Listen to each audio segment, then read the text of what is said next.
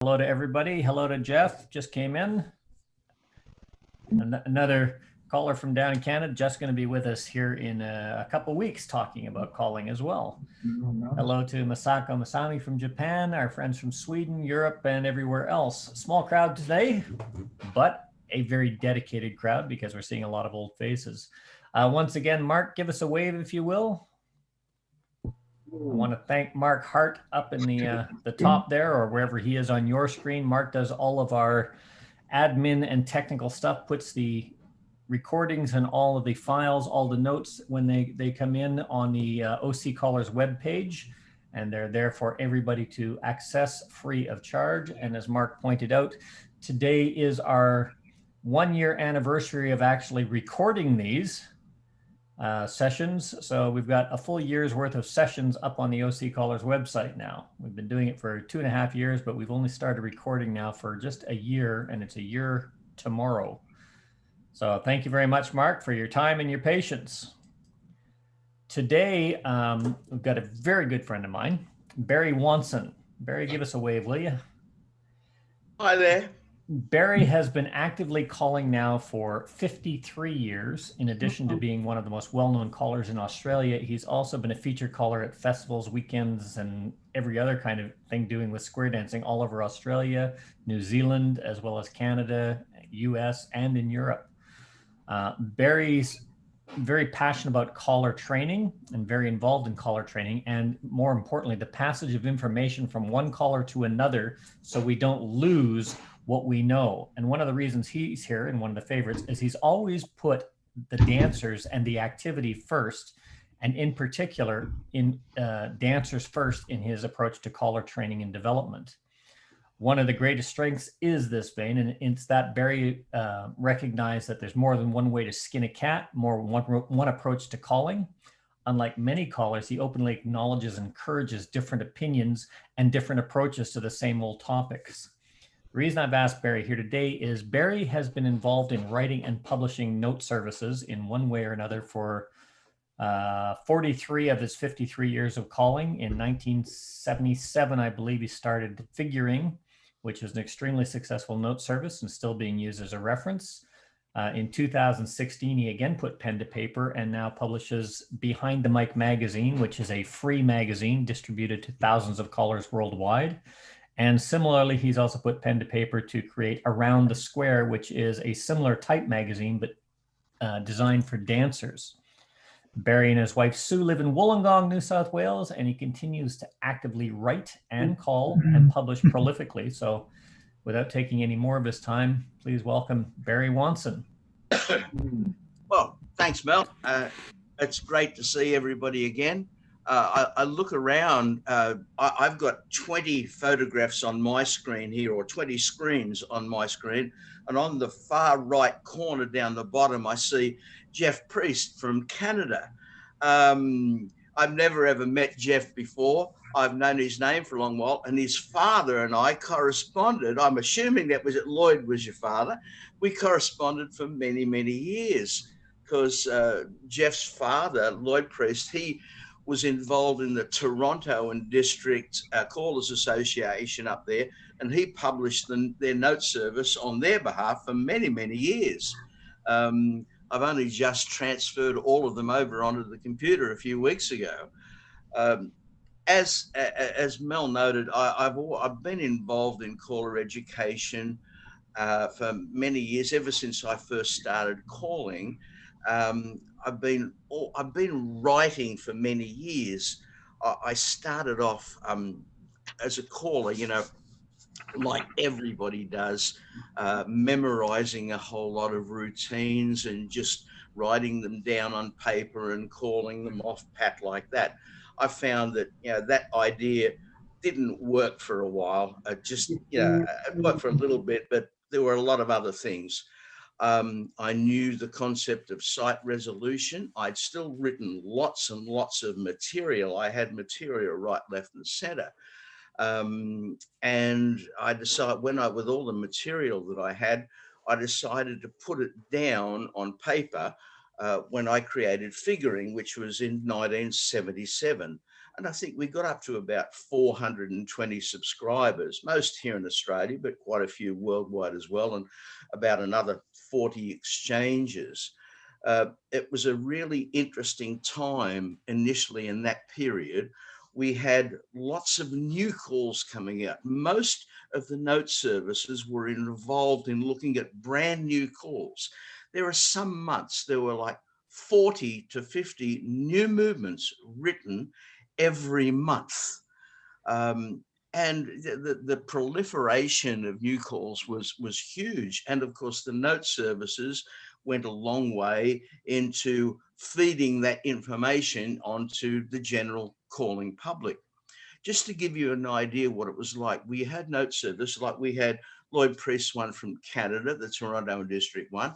Warren Berkwam from Minnesota had Minnesota callers notes. Ted Wegner from Southern California had Southern California callers notes.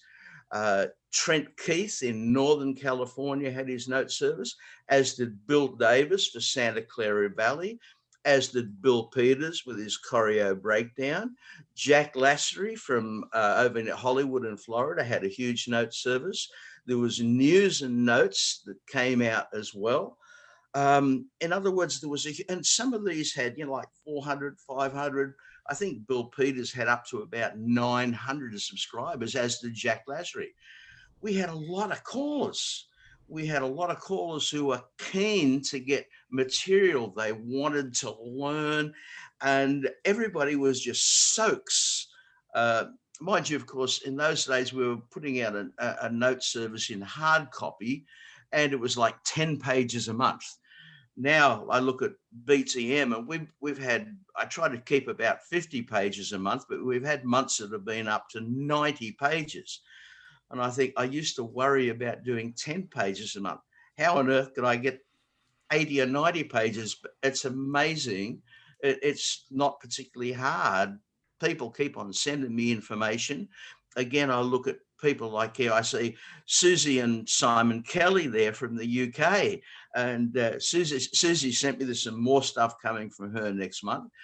And the beauty of all the material that gets sent to me that I can pass on to everybody else is that there is so much interesting stuff there. Some repeated with some of the things, but some things are necessary to be repeated.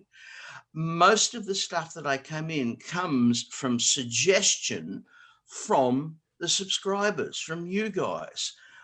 Things like Yolanda with the bit that I was going to do with her on cue cards and everything, that gave me the idea to do that. There is just so many ideas that come in. One thing also that keeps it and makes it alive is the fact that we get so many people corresponding, sending messages, not just about what they want to see, but about what they liked, what they didn't like, other ideas, other possible directions. And these are the important things. As I said, that I've now been doing BTM, I think, since 2016 or 2015. I can't remember. I'm over 70 now, so therefore my brain doesn't work as well as it used to. They tell me it gets worse as we get older, but I wouldn't know about that yet. Susie knows. She's about a year older than me. Ooh. And you're not likely to get any older if you keep that up. Yeah. I've always loved writing choreography. I worked as an electrician originally, and I had a very boring job, and it gave me about, in 8 hours, I had about 7 hours to do nothing with. And I used to get my little set of dolls, which I have exactly the same set of dolls nowadays. I still use them all these years later. And I just used to write ad infinitum. In those days, I used to put them down on cue cards. I created a system for cue cards, a color-coded system using all sorts of different formations. I came up with a shorthand system. Many years ago, Jim Hilton got in contact with me after he'd seen my shorthand system and asked, if he could, republish that and do some more work with it. I said, yeah, sure, go ahead. And he actually published a whole series of cue cards, printed them based on the system that I created. But you get all this sort of stuff, and people would say, I had a caller, his name was Ron White in Melbourne, in Victoria, great guy. And I used to write cards out for Ron every month. And this is all done by hand. And I said to myself, sooner or later, I really don't want to do this. This is too much work. So if I take everything, I put it all on paper and send it out to everybody. And that's what I did originally with figuring. It lasted for 11 years until my first daughter was born. I became a stay-at-home dad. And as a stay-at-home dad, with a new little baby in the house, don't get much time to do anything else. When they're sleeping, you want to sleep.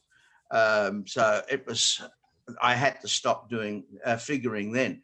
Never stopped writing. I kept on writing choreography, not quite as prolific as before, but I still kept on going. I had one other attempt at doing something, and it must have been about 15 years ago when I was involved in our New South Wales Callers Association. I was the president at the time, and I felt that we needed a regular newsletter to keep in contact. So I started doing that. But unfortunately, it only lasted 2 issues. And I stood down as the chairman. And as soon as I stood down as the chairman, well, everything else went by the boards. I again became involved in caller education here in New South Wales for our association in 2014, I think it was. And as part of my job as the education chairman was to organise caller schools, caller training, caller weekends, and I decided to disseminate information through written media again. So I started BTM. We didn't actually call it BTM. It was just SADA New South Wales Notes. And that went for, I think, about 8 months. I got a little bit, I didn't have problems as such, but I felt that I wasn't getting what I wanted from the caller education. I was getting good support, but I wanted a little bit more. So I felt that I needed to step back and do other things with caller education. So I stepped aside from the education officer position, which meant that I also didn't do the magazine. So I took over the magazine and just did it myself. And those days, and that's only a few years ago, we had something like about 130 subscribers. Now, as of yesterday, we had 1,205 subscribers. Callers all over the world. Not just callers, we have some interested dancers. I get great comments from interested dancers as well. And it's a matter of trying to present material each month that will cover a cross section. Here in New South Wales, we still have, I think we've got every caller in New South Wales here as a subscriber. I think every caller in Australia is a subscriber as well. Doesn't mean a great deal. There's only about 140 callers left in Australia. And it seems that every month we lose a couple through retirement.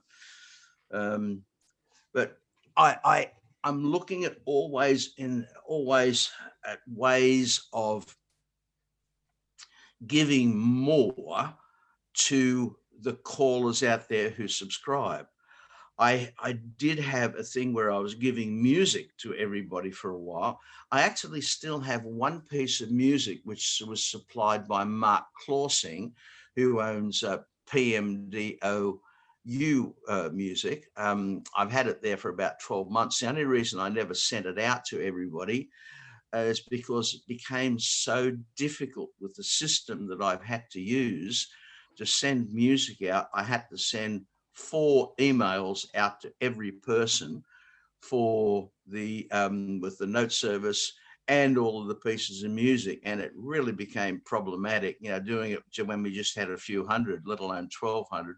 I still will probably do it at some point in the future, but I don't know when and I don't know how. It's been a really, really interesting time that I've been doing this, I've got to know Mel even further. Mel does a good amount of work each month behind the scenes. I write most of the material. I collate anything that's been sent by our subscribers for publication. Mel has a difficult job. My computer expertise is okay with writing things on a program. Putting it all in a format which can be sent out and keeping it nice and tight, that's not quite my forte. I let Mel do all that. So I do everything there, then I send it out to Mel. Mel phones me up and yells at me and said, "Oh, how come you put this PNG file instead of a JPEG file in there?" I said, "I don't know." So Mel has been of great assistance over the, well, basically ever since we first started. There are also other people that work as well. There's a guy in the States, a good guy, Larry Marchese. I've never met Larry. Larry does a secondary look at choreography each month. With the choreography that I write, I will sit down in my back room and I will work with my checkers. I will create choreography. I write it down as I'm going. I then transfer that to a card. I then transfer that to the computer. And of course, the problem arises that when we're transferring between different forms, it's very easy to miss a line or miss a call.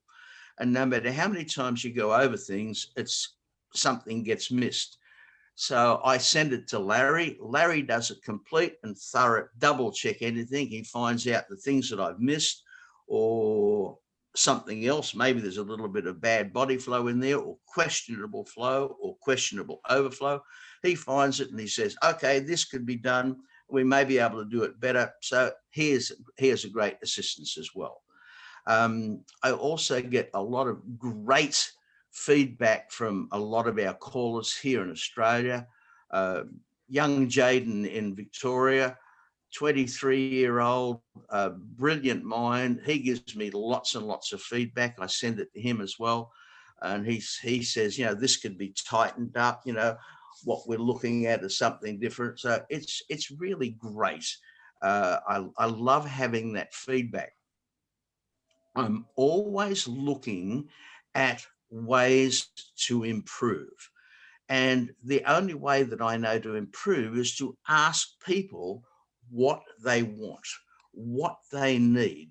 Do they need just choreography? Because choreography that we use in square dancing as callers, that's only a part of our toolbox. There's a lot more in our toolbox that's necessary to be an active, good, exceptional caller than just choreography. We have to understand choreography. We have to know how to apply it in our job.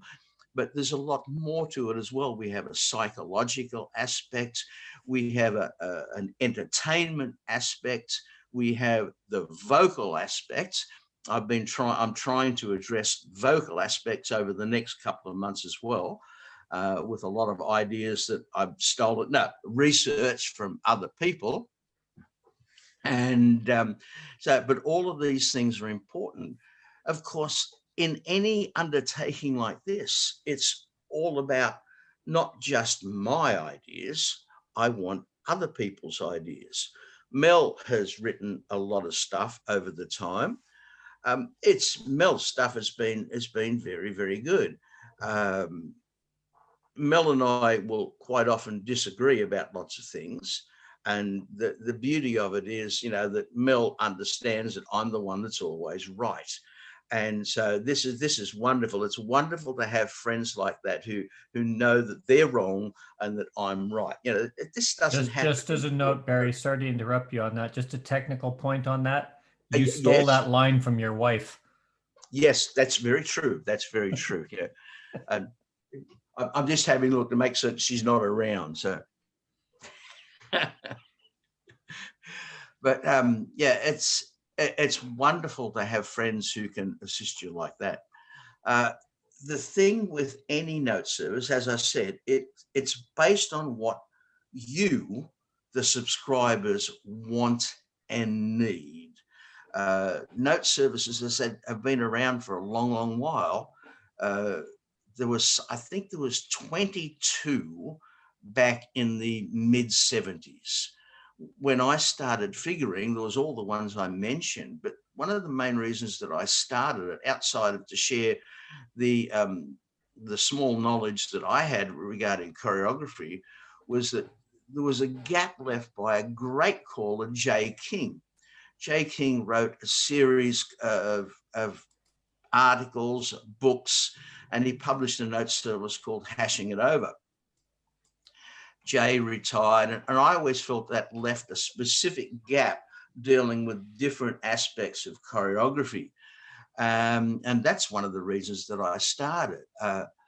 It was fairly daunting in those days. I remember I went to Caller Lab in 1978 or 79 in Los Angeles. I think it was 79. And all of a sudden, I was on a platform talking about choreography and note services with Bill Peters, Bill Davis, Jack Lassery, Ed Foote, and here's little old me, this young guy from Australia, mixing with all these guys, and I'm, my jaw is just keep on dropping down in total awe of being involved, even in this, just talking to these guys. It was really, really wonderful.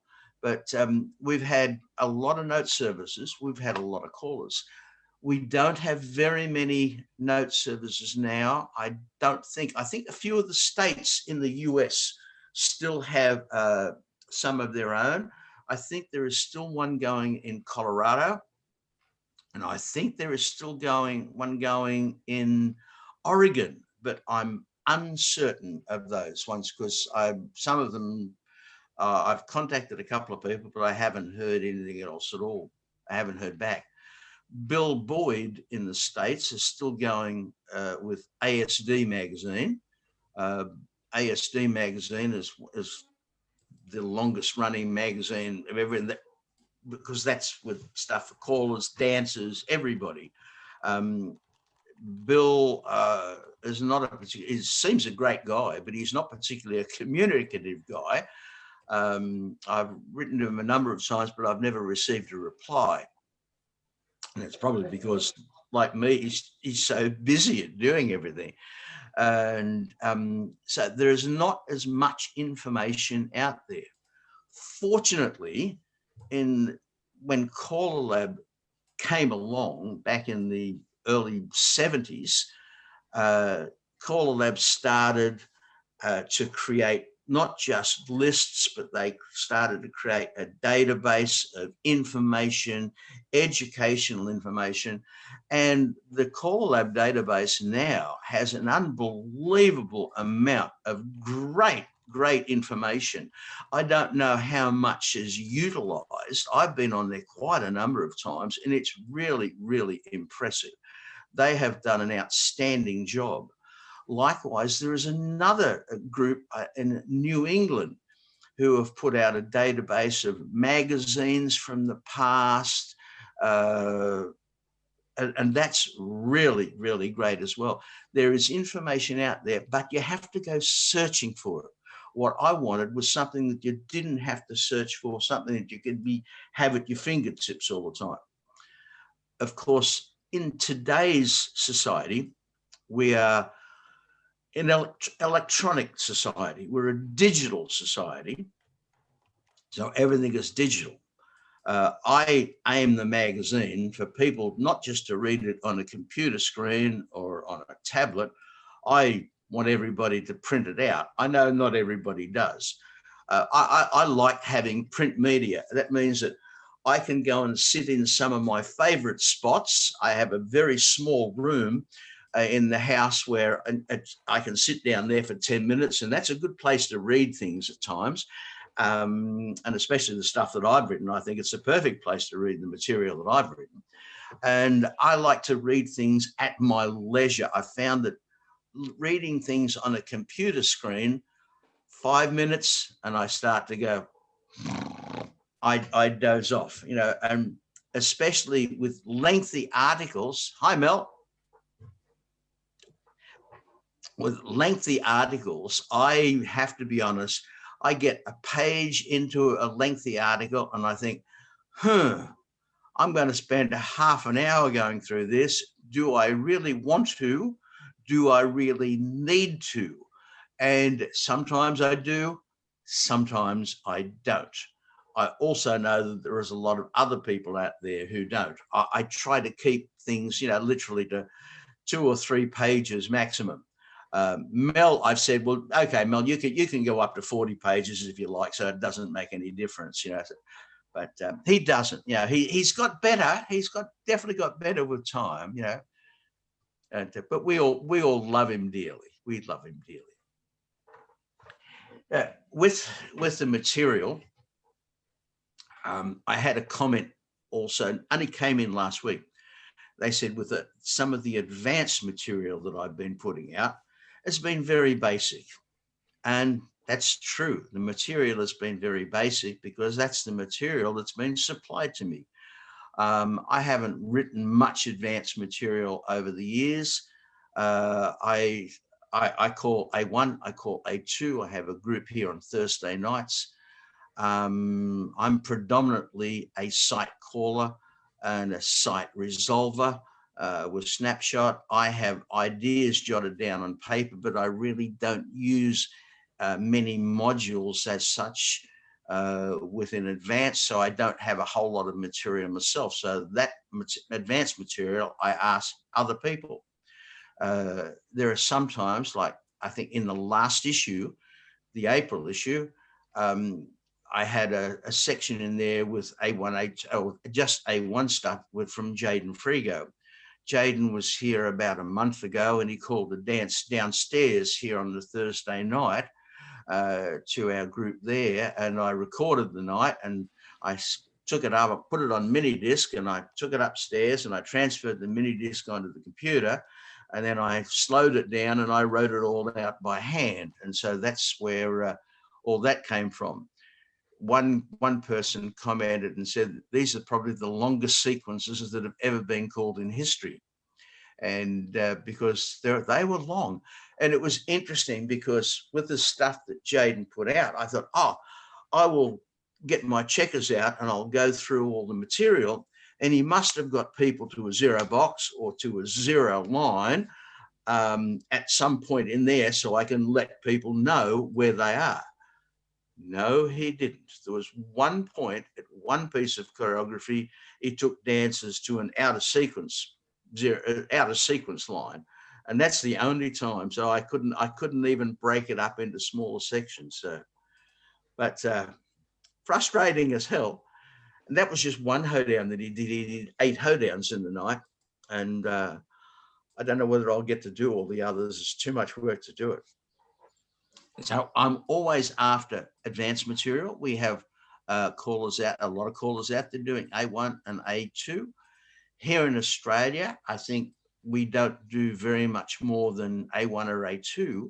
And even there, we have 2 groups in Queensland doing 2 callers up there calling advanced. Here in New South Wales, 3 callers calling advanced. In Victoria, 2. In South Australia, only 1. In West Australia, only 1. In Canberra, we only have 1 as well. So not a huge amount. A C1, Jeff Seidel, Jeff in South Australia, Jeff's doing some C1 stuff down there. Jeff's the only one.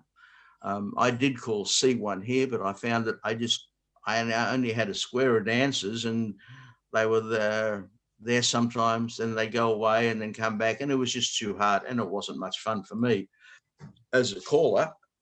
So we stopped doing the C1 after about 3 years. But so we're always after the information, interesting material and ideas and what you want.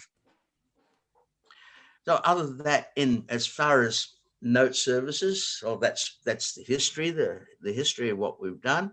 The aim that I have is still to supply as much good, interesting, entertaining material as I can each month, but a lot of it depends upon what is sent to me.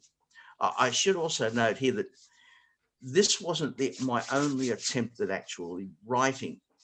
Going back about 1995, I actually wrote a book, but not a square dance book. I wrote a book to do with when my daughters were at school, and it was a 75th anniversary of the school. And I was asked to write this book, this 150-page book. And I went round to a number of schools and I got a lot of their books. And I thought, well, I'd never read anything so boring in all my life as most of them, because they were things about, this block of land was bought by such and sold by such and such, taken over by the educated. Who the hell cares?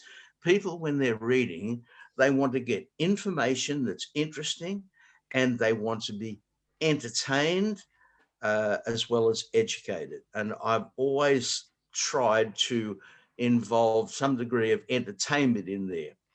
As you probably all are aware, I have a fairly warped sense of humor, and which comes out in a lot of the things that I put in there. I hope that many of our overseas friends who don't have English as a first language will understand what I'm getting at with some of my humorous little bits and pieces in there. But I often wonder if it goes over the head. I know the first time that I called in Sweden many, many years ago, my humor, some of it was understood and some of it wasn't understood, and I had to cut it back way, which is very, very difficult for me. It was great fun because the humor is all part of the entertainment package for any caller. And I found it difficult the first time. And especially I can't remember the name of the place, the first one that I called in Sweden. I had to do this Sunday dance. And my friend Bula Eriksson, who's passed away since, Bula drove me from Katrina home about 3 hours away to do this dance. And it was a Sunday dance starting at, I think, at 10:30 or 11 o'clock in the morning, going till 9 o'clock at night. It was a typical, in those days, Swedish dance where you'd have 4 tips. For a 4-tip segment would be basic, mainstream, basic, and plus, then basic, mainstream, basic, plus, and no breaks in between tips. As soon as one group has sat down, they're up. The next one is on the floor instantaneously. The level of dancing was so high, it was so interesting, because in basic tips, it just wasn't for basic dancers. The mainstream dancers were up there, the plus dancers were up, the advanced level dancers were up there, and they were keen. But the problem that I had is that in my calling, I've developed this entertainment aspect, and it was just straight over the head of some of the people. So I had to change every single thing that I did. And the first day I had, it was a struggle. But a lot of people don't realize. I don't know, is it still much the same in Sweden now? Because Helen is there, I think, and Guga's there as well. Is it still much the same in Sweden? Still do the continuous dancing? The continuous dancing is there, all right, yeah. That's 15 minutes dancing and then 15 minutes more dancing. There's no breaks around there. Yep, yeah. It's just as an aside, I did a dance with Mike Seastrom in Malmö, down the bottom. And a great place. It was a great weekend. Mike was a great guy to work with. He's the sort of caller that I love working with, because he's a total team player. And he doesn't want to be a star. He's there to back you up. You're there to back him up. And it was really great. But even Mike was a little bit uncertain as we did, this was 2 days. And Mike I think he had a fairly solid briefcase with about 40 or 50 records in it those days. And he had to borrow a lot of records from people to do over the weekend, because you go through a lot of tips. It's great fun. But no matter where you go in the world, it's always interesting. because we have the one thing in common. We have a square dance language in common. I've found that whereas people don't speak English, they still speak square dancing. And callers have a unique aspect in the world. I can go, if I went back to Sweden tomorrow, I would come across people that I knew there, and it would be like there was no time difference from when I was there to this time. It could be 20 years later and you just catch up where you left off the last time. That's unique in our activity. I don't think there's anything else in the world that I've ever come across that's like that. It's truly amazing. I had an email from my friend Paul Bristow in the UK this morning. And Paul and I go back to 1977 when Sue and I went to the UK the first time. He wasn't even, well, he was just calling at that time. But we've retained our friendship ever since. Over, sometimes we may have been 10 years we've seen each other, but when we got together, it's just like we've never been apart. That's really, really unique. I wish I could think of something else that goes with that, but there's nothing else like it anywhere else in the world. Mind you, we'll get some callers that I wish it was 30 years before I talk to them again, but that's not very often. Well, with as I said, with note services, with magazines for callers, I would like to ask for your opinions. What do you think is good and what do you think is bad? What do you think can be improved? What do you think, could be improved? What needs to be improved? Sometimes needs and wants are different things. So I've talked for quite a while and probably bored everybody to death. So I'd like to hear from some of you guys as to what you would like. We've got I notice I can only see one screen here.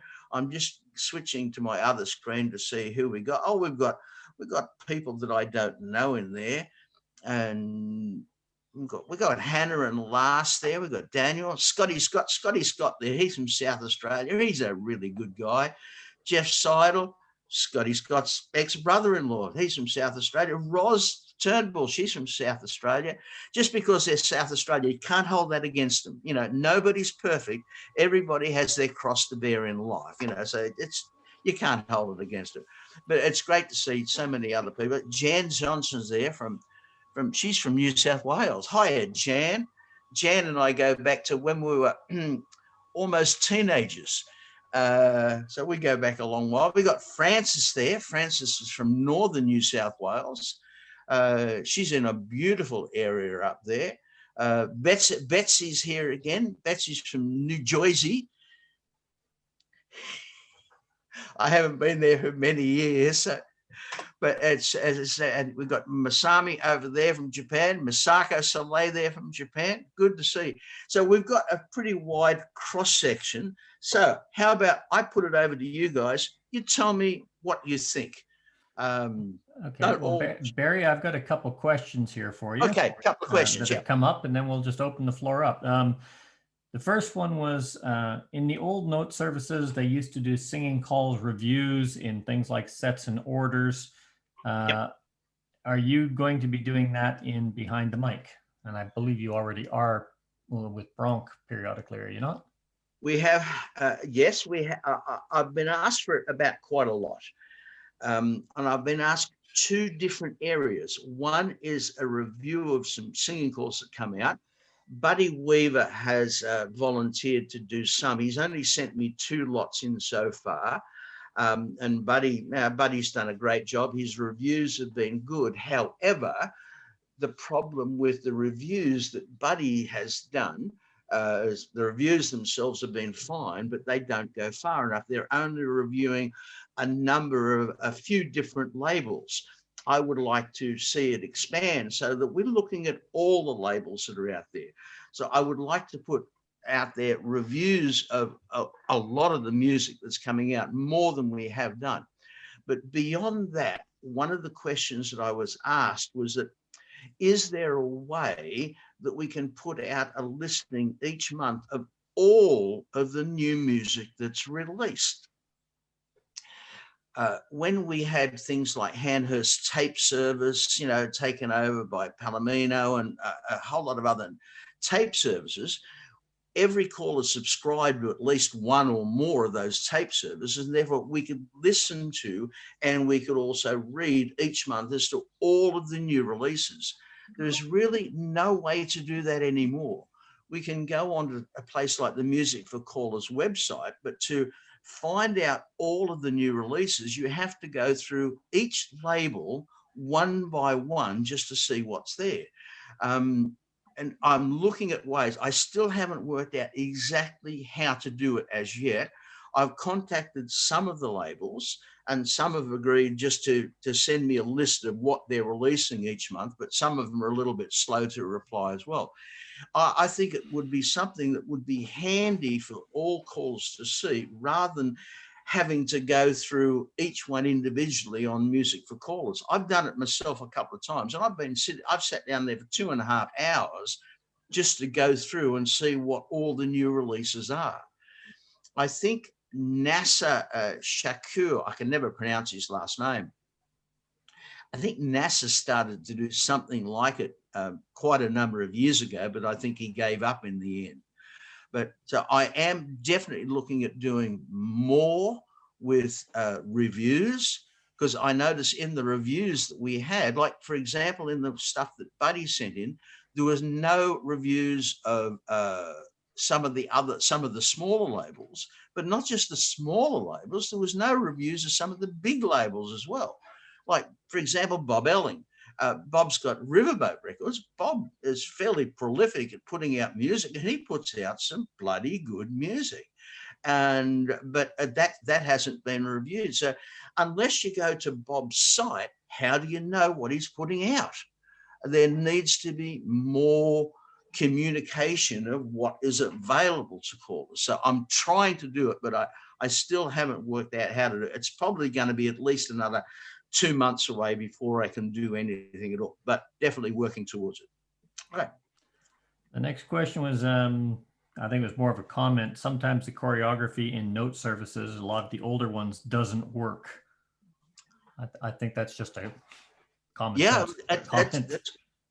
It's true. There's sometimes the mistakes. A lot of the times we put mistakes in there just to make certain that people are reading it. You know. That's our story. We're sticking to it, are we? Yeah. Most times, any mistakes that are made are mostly when a line is missed in transferring from paper onto a computer. Most mistakes are fairly honest. I discovered that even myself, with material that I wrote many years ago, I put them from paper card, and even just transferring it from handwritten paper to a shorthand card, I'd made mistakes in there as well. Very easy to do. And it can be compounded if I use those things that I wrote. And some of the stuff that I put in the newsletter is not new. Some of it is brand new. I've written, the day before I published, or the week before, so I can test it out at the dance on Monday night. And interestingly, it all works on card because I use that for the dancers in 1 or 2 tips. I find that many years ago, I could call by reading cards. I think I was the best cue card reader in the world. Probably Ken Bow was better, but that's how I called for a number of years until I started, site resolution, site calling in the 1980s, and I can't do it anymore. I don't like that particularly. It's very handy for a lot of newer callers, but for me, it doesn't work particularly well because it means that I have to take my concentration away from the dancers. And I don't like doing that. Maybe it was different when I was younger, I don't know, but I think it's probably an age-related thing. But as I said, I'm looking around at these faces, and I'm probably the oldest one here anyway. Daryl Clendenin's he's about 30 years younger than me. Yeah, he's a teenager. The next question was, who can we contact for Well, the question says for ideas or if we want to submit something. I'm assuming that's ideas that we want to explore or have somebody talk about. Just send me an email and put down what you want, and I'll get to it. I can't say that it'll happen instantaneously, but definitely always looking at, I want to know what people want. If people want, I can answer it. This is to my limited amount of knowledge. Just because I've been calling for 53 years doesn't mean to say that I know everything, because I sure don't. Every day I find out that there's a lot of things I don't know, because my wife tells me all the time. Okay. The next She one is just yelled out through. I put Barry's email address into the chat, so feel free to send him a letter. Yep. Is there any way to put the topics together? I'm assuming this is on the website, so that we don't have to search issues or topic toolboxes. You've got supplements like sequence documents collated, but is there any way to put topics together that are over many sequences? I'm assuming that's over many issues. Like Paul Cote, for instance, he's got a whole series of issues that run over the. Is that going to happen on BTM? We've tried to do it. Jaden Frigo, he looks after the website. At the moment, it is really, really difficult to do. I can't remember who was doing a call lab. They were looking at doing there as well. And that's also, oh, gee, my screen's just disappeared. That also, it just didn't work. It's really, really difficult to do. So unfortunately, it may happen. We are working towards it. It's a good thought, and it's something that I know a lot of people have asked about, but we don't know whether it will happen at all. I've just put the BTM website on the screen. You notice every monthly issue is there, but there's also documents like this, which are a caller supplement. That's just education. So they're more focused on specific topics, and those are there as a separate document. So I believe, Barry, you're looking at periodically continuing to do this. When there's a whole series of topics that are in caller training, you'll batch them all together as a sort of textbook supplement for that period of time. There's also things like there was an article put out on Colorama, which was updated, and the updated article was also posted as a supplement to that. So have a look at the website. I've put the address in the chat. That's behind the mic, around the square, which is a newsletter, and also the sound archives. And Barry puts all of these things up there on the website as a reference for all callers to use free of charge. Or Jaden puts them up there. Barry just provides them. Yeah.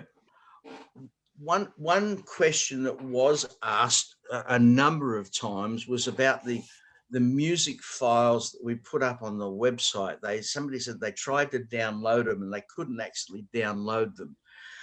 And that's true. You can't actually, you can play the files, but you can't download them. That's to do with the legal issue with copyright and all that sort of stuff, to do with the host Wix that Jaden created the website with. We can't do that. I'm looking at doing it. We're looking at doing it, having a link there to a piece of music for the future that we are able to put up there. But again, we don't know at the moment. It's some real fuzzy issues when it comes to downloading stuff through Wix websites.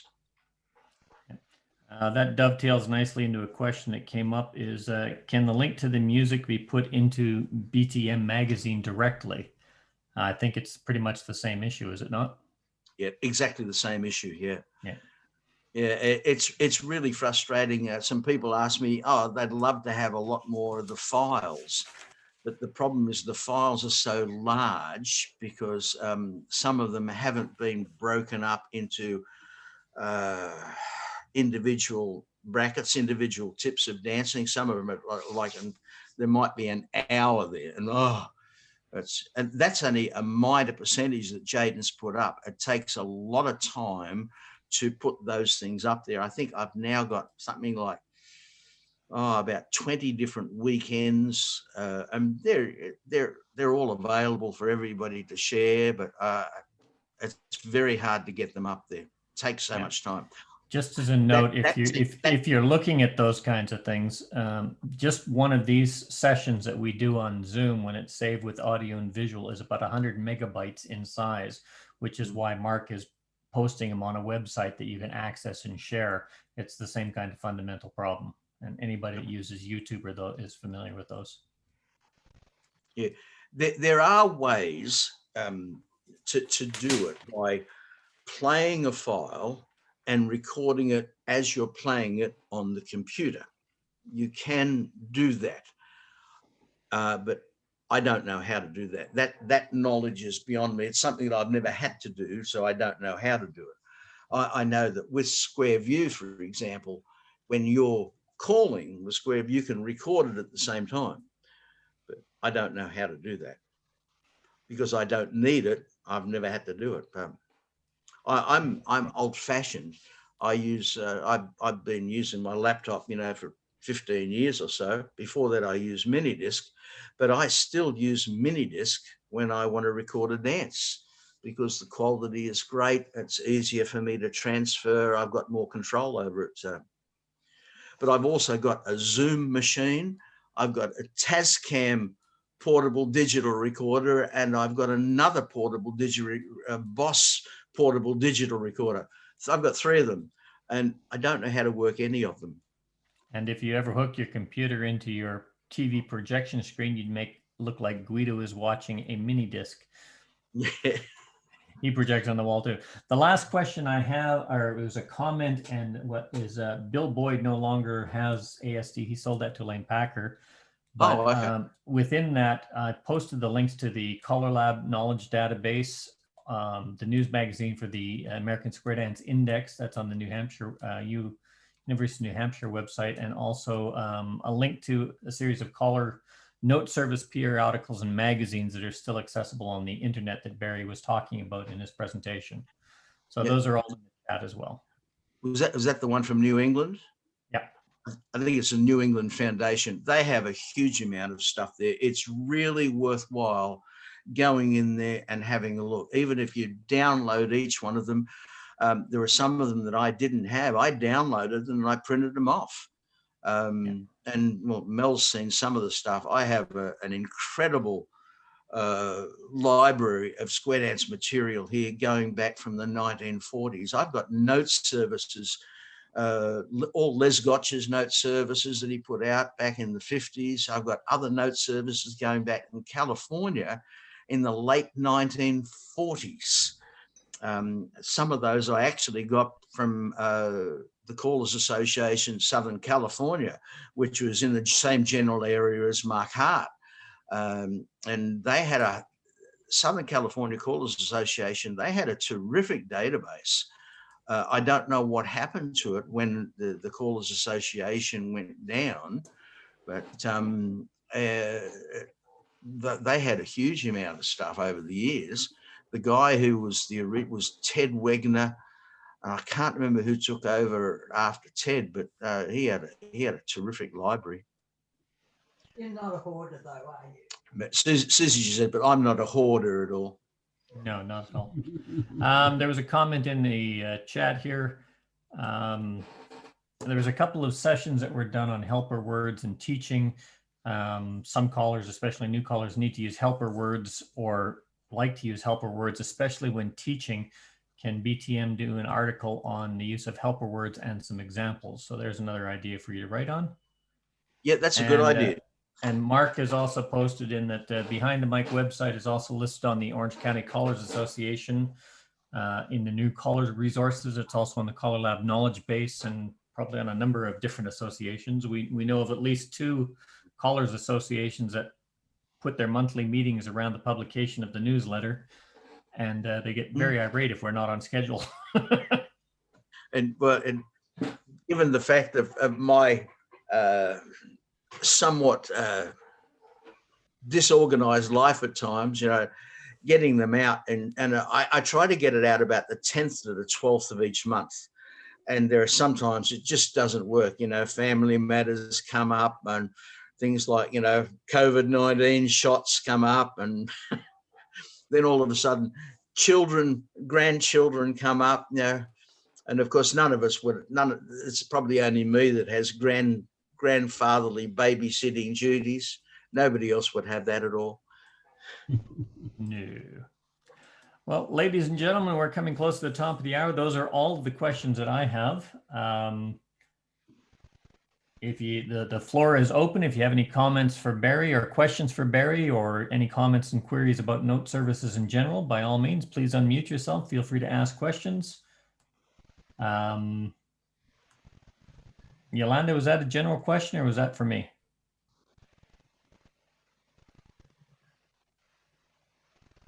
I'm muted. I'm muted. I thought we were making suggestions to you for Barry. So I was saying 4-couple choreo at the SSD level, please. Yeah. 4-couple or 2-couple? 4-couple. I think we did an article on SSD. We also did a bit that Jerry was talking about SSD, what it is, what it isn't, with some of the choreography listed. And they have the, some tracking choreography in the SSD guidelines, but there isn't a lot of choreography that is written specifically for the social square dance program. That being said, if you go to 90% of any of the square dance programs choreography where you have basic and mainstream and you take spin the tops, spin chain through and cloverleaf out of it, you pretty much got the SSD program anyway. There's very few movements, so just have a look, and there's very, very good material out there, and it's very easy to convert it over. But it's a good suggestion. I've also had a number of other people asking the same thing. I did make a suggestion for some of the people that with some of the movements that are in mainstream that are not in the SSD program, all they need to do is look for equivalents that just use SSD calls and, use them as an equivalent in there to replace things like spin the top, spin chain through. I forget what's in the SSD program. I found that over the years, we've had so many programs. We had Club 50, we had West Coast, we had Community Dance Program, we've got SSD program. I think all of these ideas are fabulous because they're looking at different aspects. But after a while, they all jumble together in my head and I just forget which is in which program. But, and my head it gets jumbled as it is. The biggest problem with some of this is that the SSD program, whereas it's wonderful, Steve Turner wrote a thing on Facebook about it the other day, which is really great. It's not going to be for everybody because there are many places in the world where the system that they have now works really, really well. In places like Sweden, Denmark, Norway, Germany, where their initial entry program is the basic level program. They've got that anyway. And it works reasonably well there. But places where it doesn't work, SSD program is an ideal introductory session. I'm not too certain how it would go working in a 12-week program. I haven't used it as yet, and I'm currently in the middle of a beginner's class. I found many years ago that by changing the teaching order, by bringing forward a lot of calls that are involving natural movement and natural motion rather than stop-start, I can, cut 30% off the teaching time anyway. So I don't use it here, and I don't think anybody else is using it here in New South Wales, although I know that there are some that are going to start using it. And so I think it's great. Anything that's as a positive step forward is a positive step forward. Yeah. The biggest problem that I have is that a lot of times we're making giant leaps to the past with a lot of the ideas that have come across. We have to change our thinking. We're living in a different world. We're living in 2021. We're not living in 1978 or 1988 or 1998 anymore. So we have to look at what works today. Evolution is a natural process. One of the things that going back over so many years, talking to the callers, and this is guys like Bill Peters, Bill Davis, and those guys, they were the founding fathers, and they always said that the programs that were developed were never meant to be static programs. They were meant to reflect a natural evolutionary process in square dancing, where our square dancing will evolve, people learn. And that's what we need to reflect. SSD is a reflection of a natural evolutionary process. It's good, it's positive. A good example, Barry, is our kids don't learn the things that we learned, and yet they do the things that they need to do in today's life. Is such a great indication of just how things move on. And the other comment I had was, for those that are worrying about trying to replace a move in choreo they already have, maybe the shortcuts that we use when you're doing your checkers could work. Like for spin chain 3, you could use the end circulate and scoot back. So yeah, I think maybe that's another avenue they could look at, the shortcuts you might use when you're doing checkering. Yep.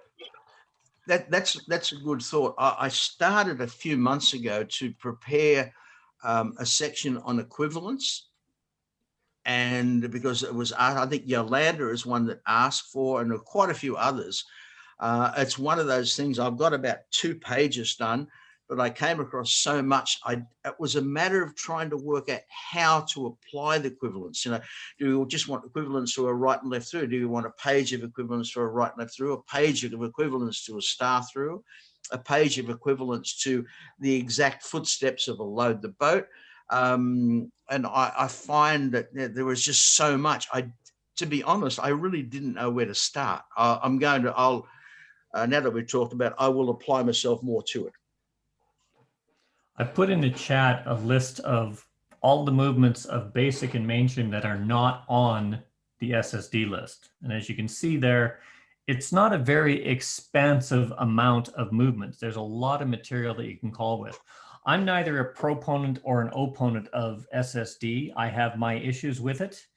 And I had these conversations. I think it as a be-all, end-all, one-stop destination program, which is what it's designed to do, great. If it's going to be a feeder program where we're going to try and shortcut forcing dancers into the peg, no.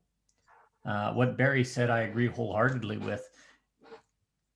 If you have a successful program in your area, and only you can judge the success in your area, then keep with it. I know in Europe, here in Australia, I know a number of Canadian callers that have been calling basic and mainstream. I still remember the argument when basic and mainstream says, oh, we can teach all this in a year, and the massive protest. That's too short a time. Dancers won't like it. They don't want to do that. They want to take time to enjoy the dancing. Well, that's when callers were calling. There's so much into it. This is a discussion which would be hours and hours and hours of Zoom sessions in itself. It's a great debate that has been had, has been discussed. SSD is here. There's no argument about it. Even if it doesn't get approved by Color Lab as a program and all this other kind of stuff, it's here. Callers are using it around the world. So be aware of it. And the only way to actually look at what you're going to do is to be aware. Because as a caller that calls basic, mainstream, plus, advanced, challenge, or whatever, what are you going to do if you're hired to call an SSD program? Say, no, I don't call SSD. It's a program. It's out there. That's the reality. And it's no different than any other night with restricted movements. So embrace change. Okay. Can I start? Yolanda. Oh, Bob. Yes, several things here. On the SSD program and notes, I'm actively with Riverboat promoting the SSD and having callers call the SSD, and their cue sheets are published on my website, and you've already got material you can download for 4-couple SSD. It's there. It's going to be there. Barry, I will start sending you my library of advanced stuff that I've written over the years. and it should keep you busy for a couple years. I always write a complete workshop out for my substitute callers when I'm going to be gone. I also write out the workshop before I call it. I can't read when I'm calling, but I find if I write it out and work out the calls, it's there. I've written material for all those famous callers, note services you talk about, Jay King, Will Orlick, which you didn't mention. Yeah. He was a big, I don't know how big he was, but he was big. And I just like writing choreography, but I was going to say, oh, that's good. I could go back and use that. No, when I wrote choreography then, it was for the new calls that came out. You know, and I wrote choreography, which was very popular up in Canada. So, and I went back and thought, oh, I could use that. No, because it was all with the experimental figures, some of which I contributed to and wrote.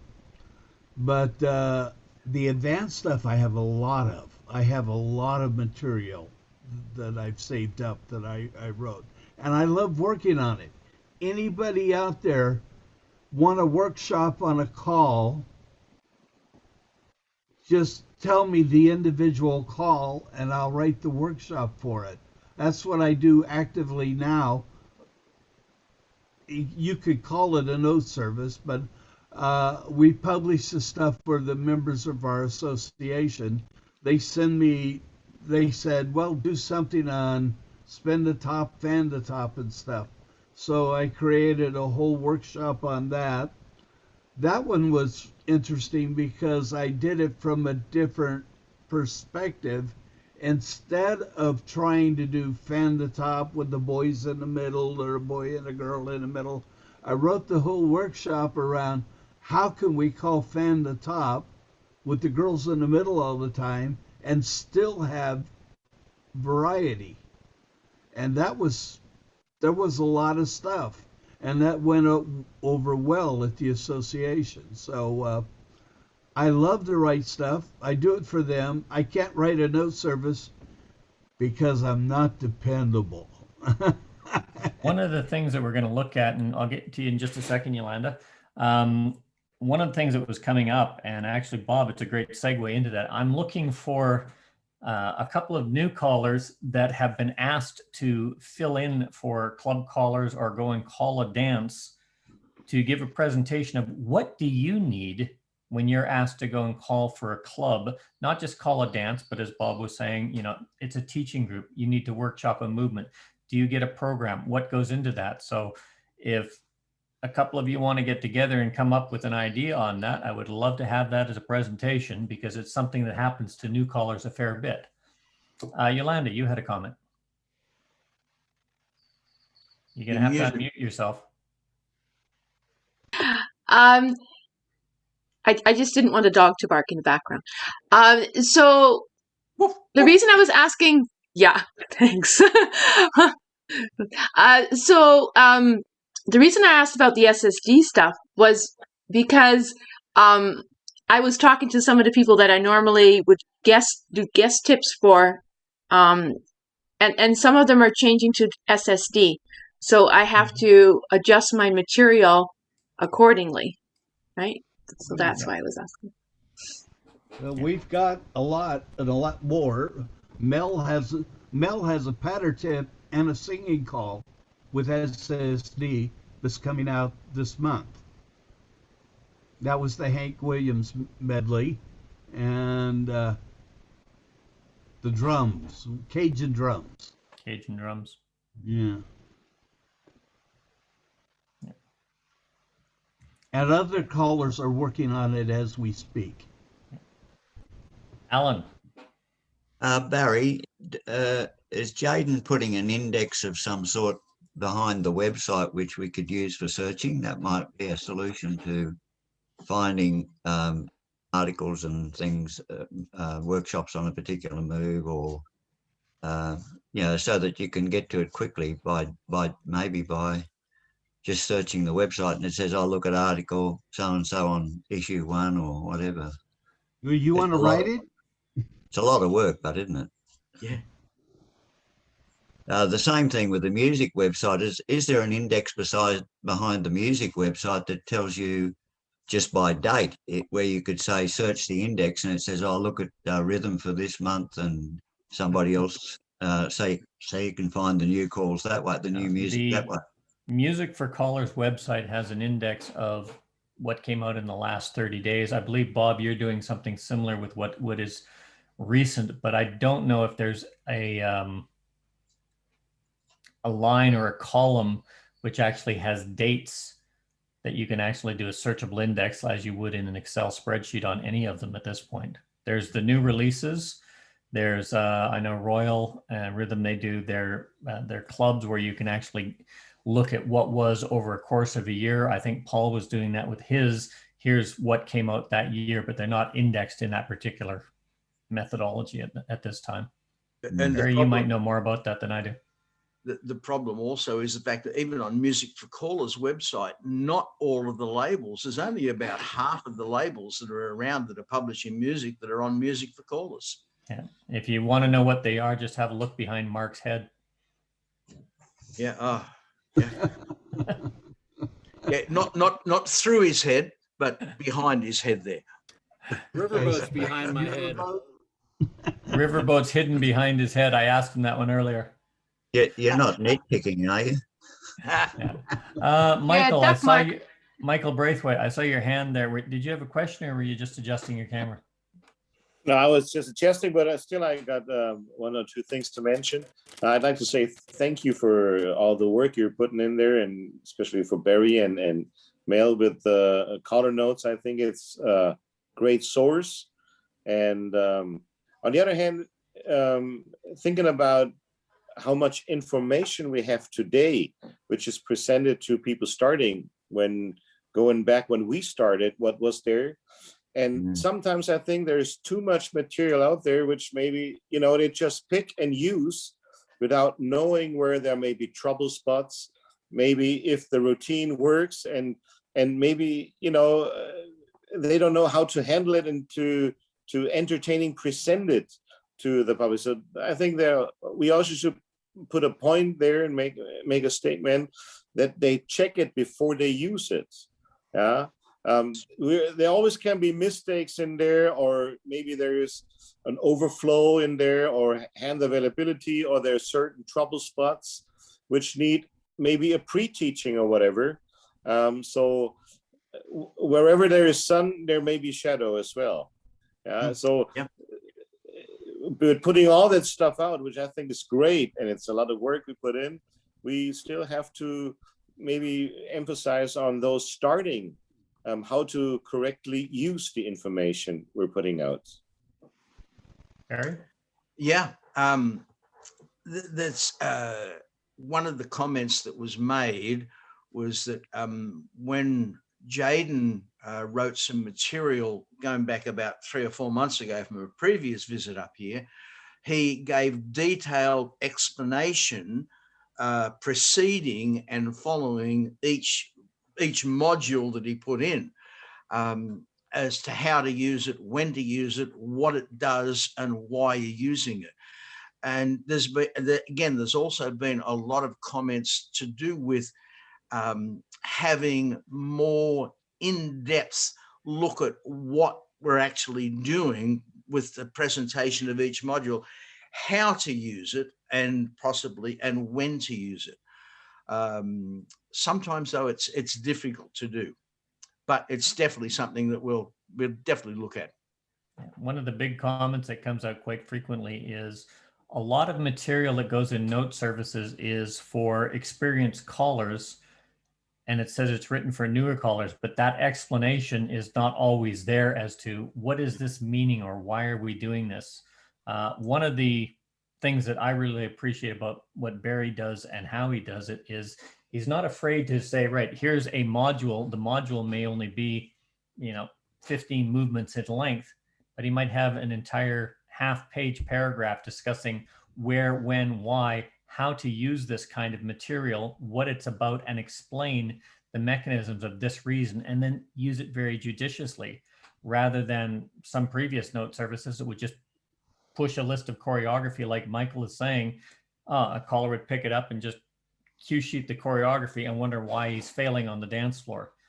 There is so much in the background of choreography beyond just checking to make sure that it works and resolves to home that goes into that. And that is one of the big strengths, at least in my opinion, of Behind the Mic. No product placement here, but that's one of the big strengths about it is it's not afraid to actually discuss things or look at things from different angles. And if it takes a little bit, it takes a little bit.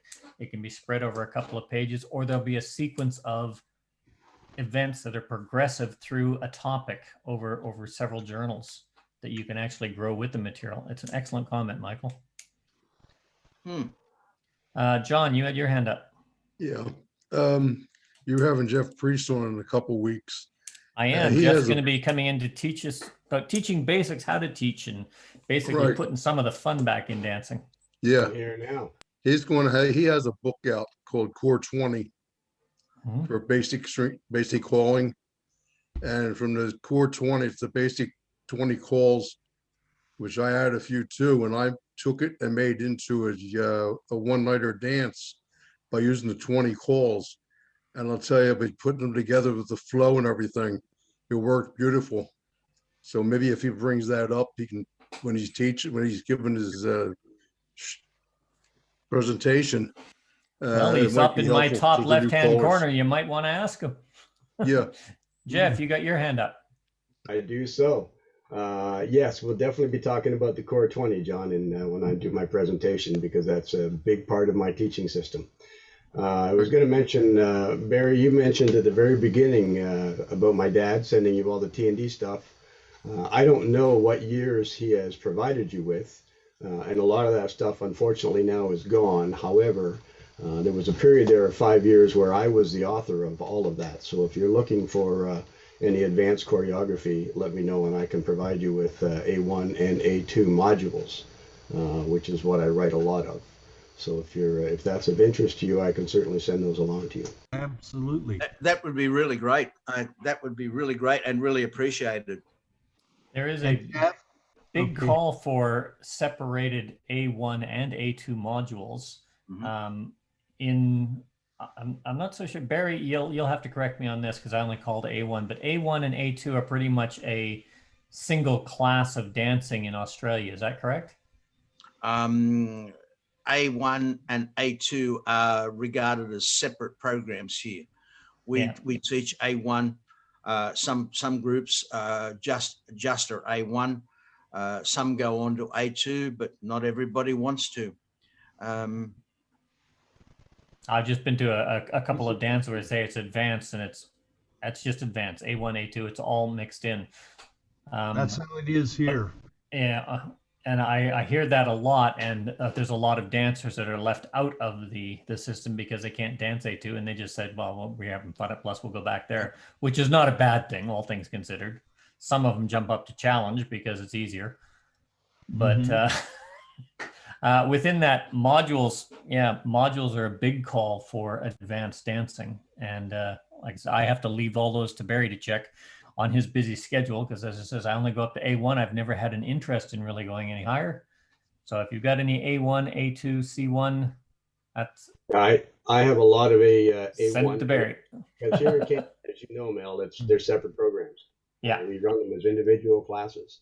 And so there's I have a lot of... Well, Jeff, you were the one that talked me into actually starting to call A1 so that I could get some bookings, because in Canada, if you didn't call basic through advanced, you didn't get a booking for any of the big festivals. So I thank you for that, but I never would have started if you hadn't given me a swift kick in the backside to do it. I know. Mel and I go back a long way. Okay, question for Jeff. When you do your presentation and on the basics, will you also be able to have the modules and stuff ready so that people can have them and Mel can print them in his newsletter? I will certainly have some modules ready. For those of you that were here for the presentation on Colorama, you'll know that I have a lot of my modules are in his program. I was one of his beta testers, so that he took a number of my modules for all programs, basic, mainstream, plus, and advanced.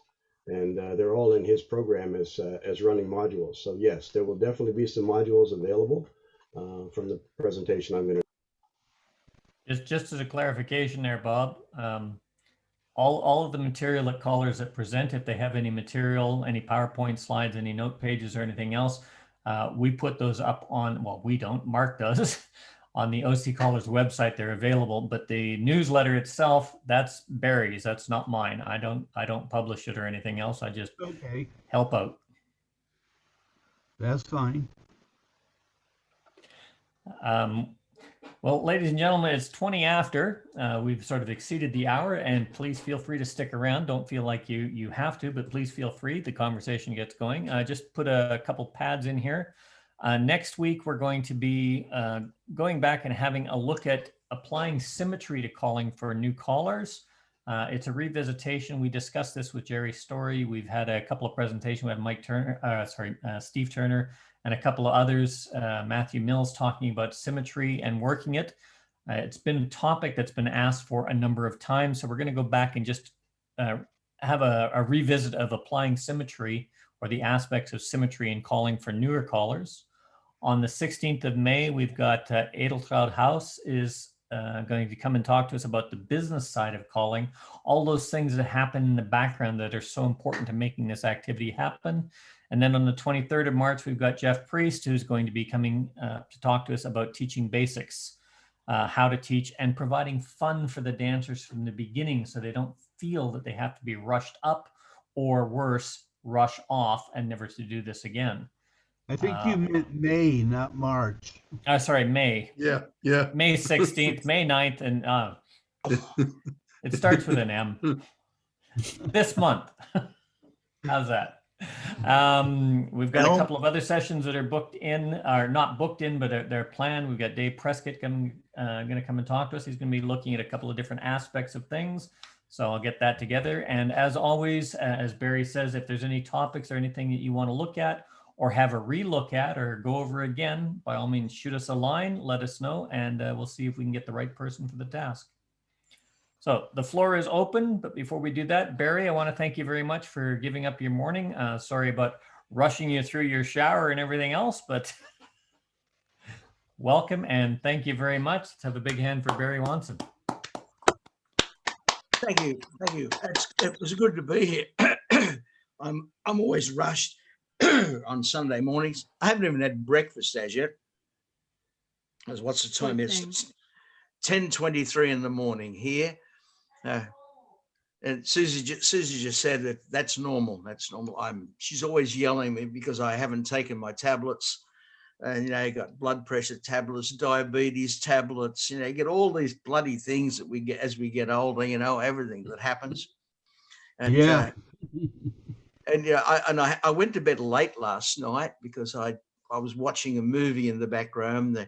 As Mel knows, I have a large movie collection here. I have about 6,000 movies on 4K and Blu-ray, and I have a dedicated home theater room, and I think Guido has as well.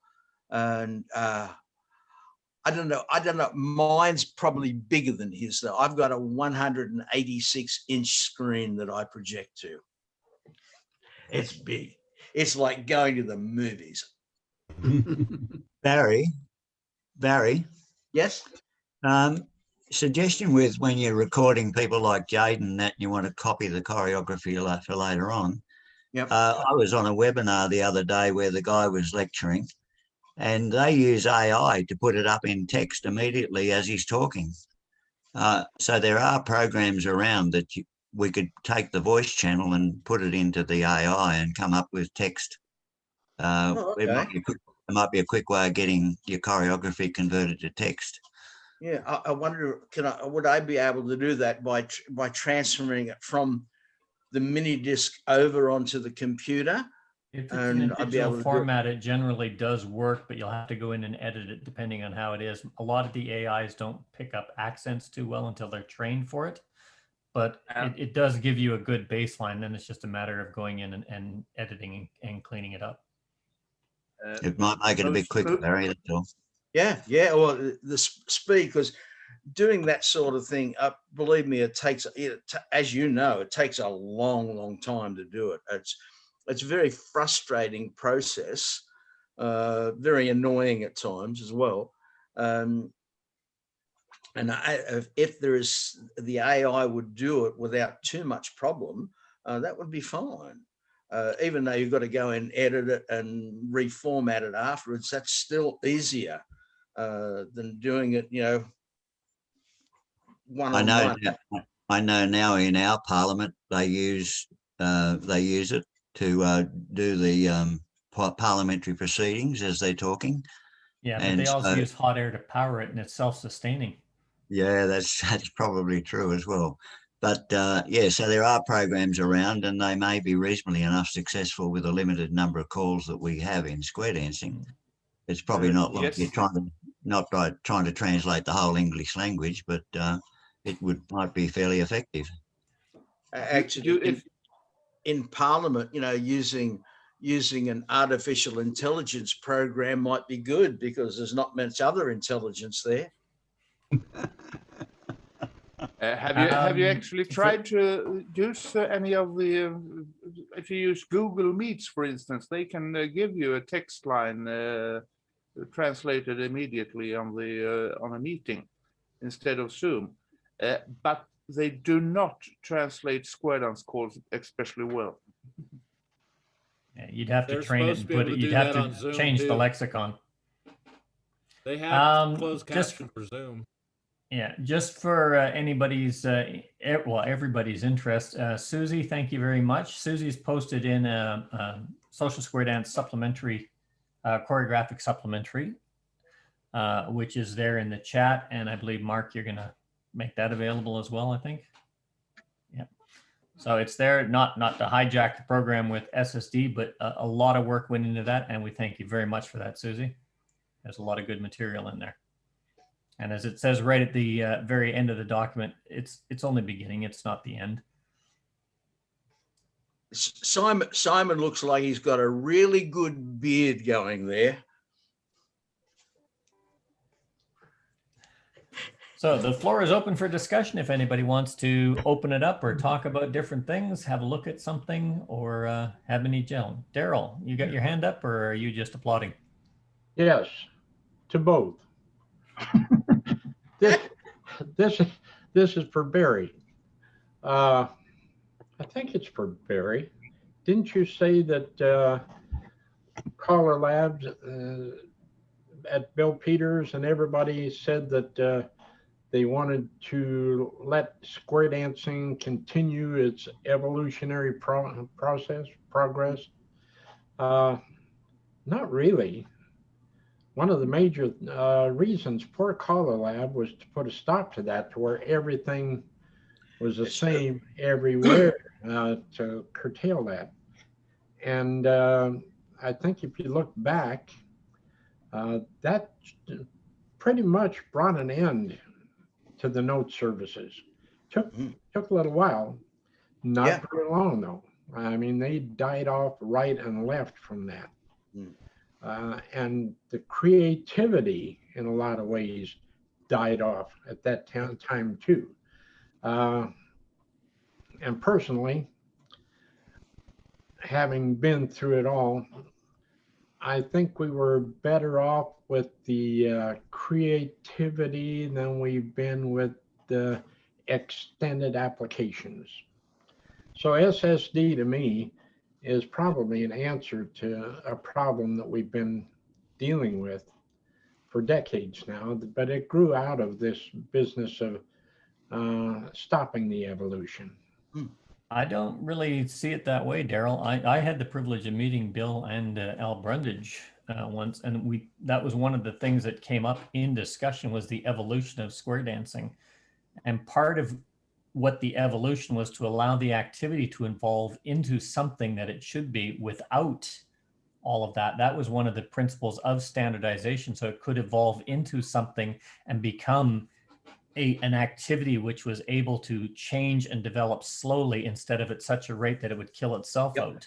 And I think, to me, I always took it, that was the intent of evolution, is to have something that is there, that is reasonably stable, it will evolve at a natural rate instead of being completely swarmed. But it's just a different approach of looking at what is evolution. I mean, look at man. That was the concept of an evolutionary process that we were talking about, that it evolved along a natural path. The path that was happening in the late 60s through the 70s and the 80s was we had all of these thousands of movements written every year.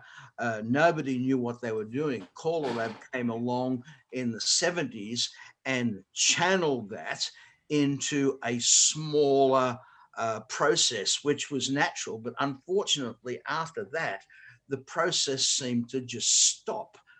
We had a wonderful program in Caller Lab, which was the Caller Lab Quarterly Selection Program.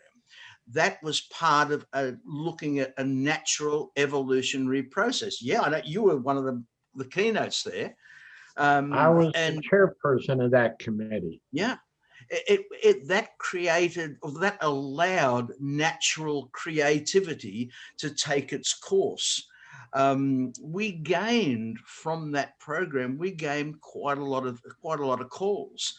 I think from memory, some of the things that came through in the early days, we had like Ferris wheel, touch a quarter. They came through that program, and that's good because our activity then reflected upon what was being used by a general population out there. But the problem with the elimination of the quarterly selection program, we became sort of like stagnant, where we had exactly the same thing. And it's always been the same. We've had so many callers saying, oh, we can't change this. This is set in stone. Well, the problem is it shouldn't be set in stone to the degree that we cannot look at what else we could be doing with it, if that makes sense.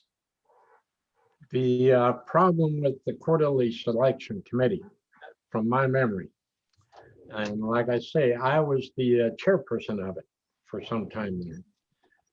You wouldn't have Plus today if the callers in the activity back then had used the quarterly selection as it was intended.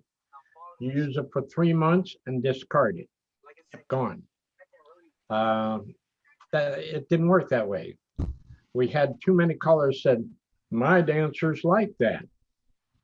We're not going to give up coordinate and relay the doozy and load the boat and out a teacup chain. And so what happened was they said, okay, not going to give it up. We'll just create another program, which they did.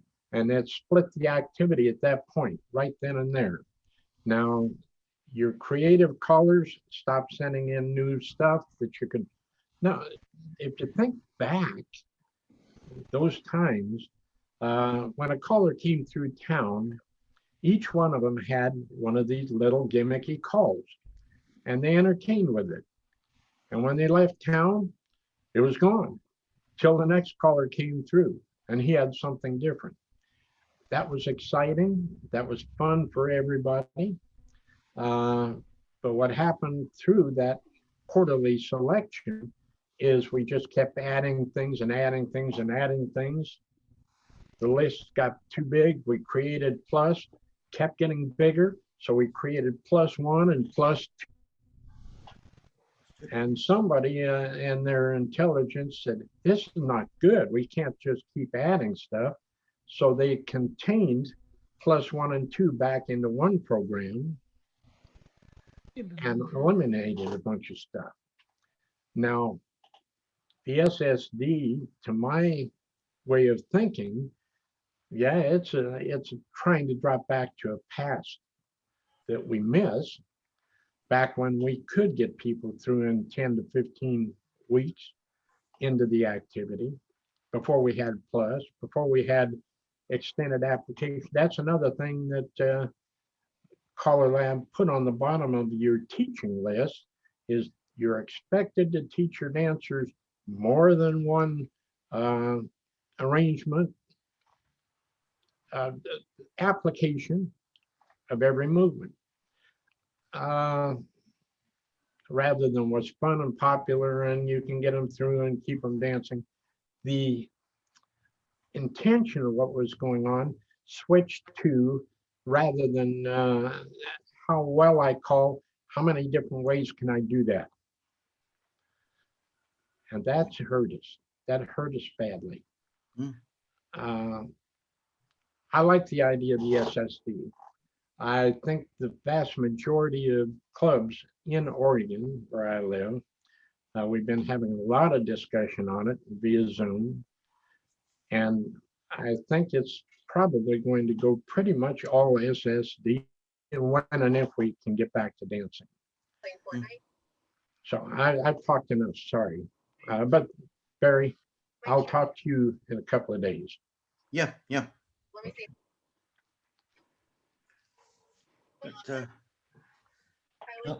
The floor is open. By the way, Daryl, I did send you an email. I listened to your recordings on patter, filler, and chanting. And as soon as you get that ready to go, I'll be more than happy to have you presented here. I am redoing those as we speak. Those were done a number of years ago. Yep. And still valid today. Well, they need to be updated. There's some things that need to be said in there as well.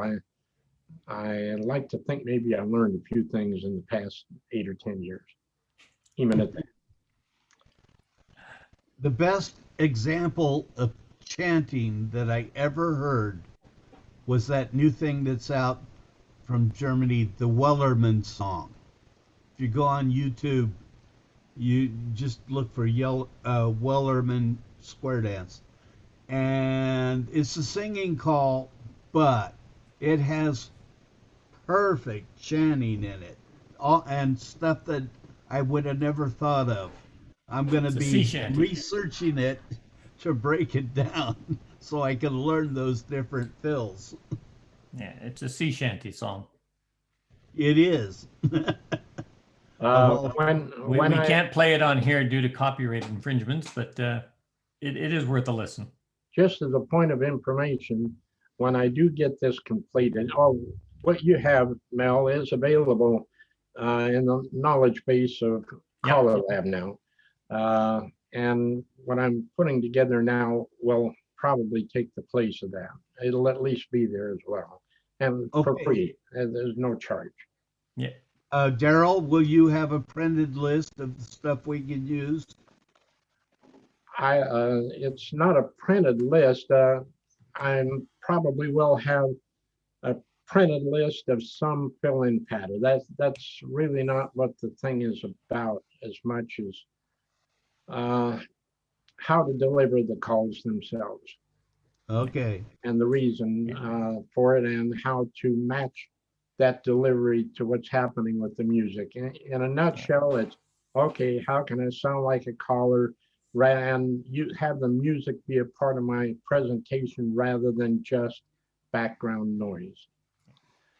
We did a session here on the evolution of patter, where it come from, what the meaning was, the rhyming couplets, that historical stuff that draw in, and that was set as a prelude to actually what we're actually doing as callers today. How do we sound like a caller, or in many respects, what we're not doing as callers today? And everybody develops their own unique style, but that style has to do with the delivery, which is what Daryl is talking about, is sounding like a caller. And there's a lot of ways to do it. And it's a presentation I would definitely love to have you give, Daryl. There's a possibility that I did enjoy your presentation on fill-in pattern too, Mel. Very nicely done. YouTube, you're a cheater. Oh my God. Have a good day. I'm leaving. Bye. Is that you, Michael?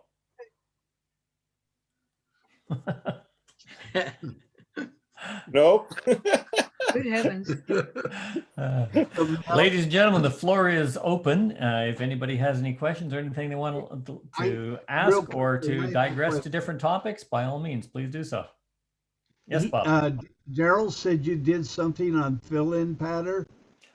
We did a session here, it was called Let's Talk Patter, but it was talking more about understanding why we have filler words that are not just there to help you call, like square through in the middle and get four hands or around you go and all that. But what are these phrases that we use, corn in the crib, wheat in the sack? Why did they become part of the square dance vernacular, and what was the purpose of them? And there was a session on the background of that, of using filler words. Filler words are not necessarily killer words, but they can kill your calling or your dancing if you don't understand them and you don't use them properly. And that was a session we did, I believe it was 2 weeks ago.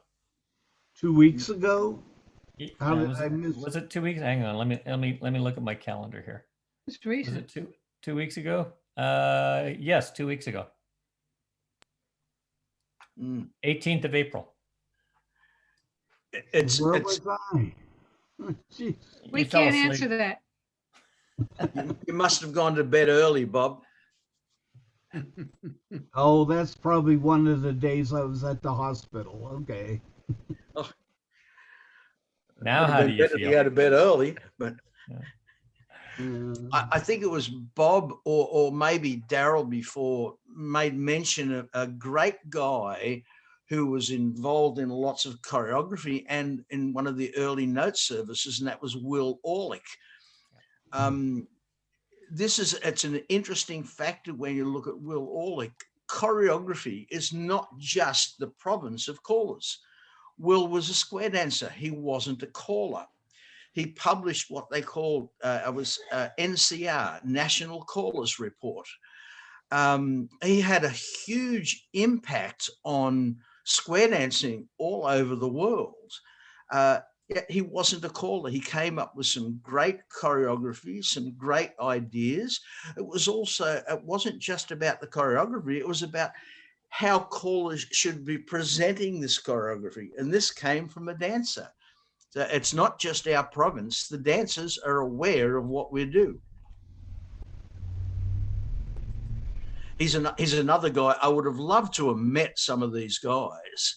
That at that time they were so far away in the States, and by the time I'd managed to get there, they'd passed on.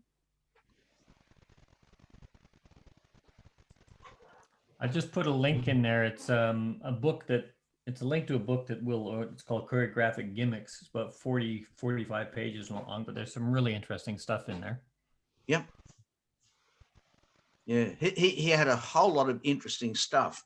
It's actually fascinating when you go back and you look at the history of our choreographic ideas and you see how they have evolved over the years. A lot of the things we're doing now are things they came up with like 40 and 50 or more years ago that can be just as entertaining now as they were then.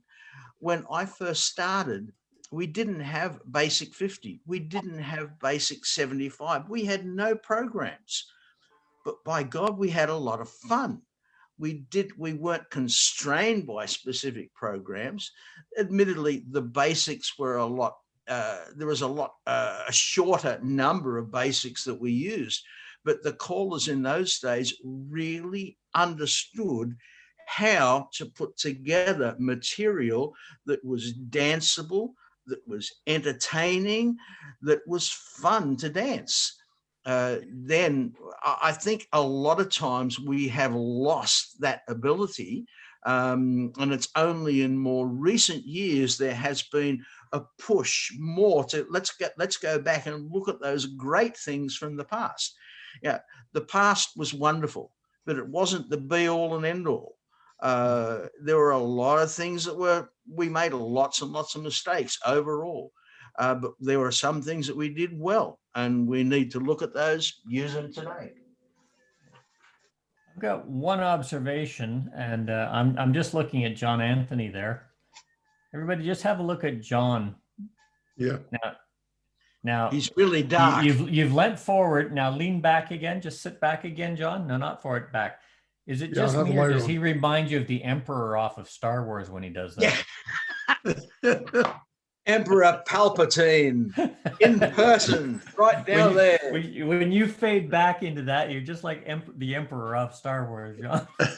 No, I don't have the light on because 4 days ago I was in ICU.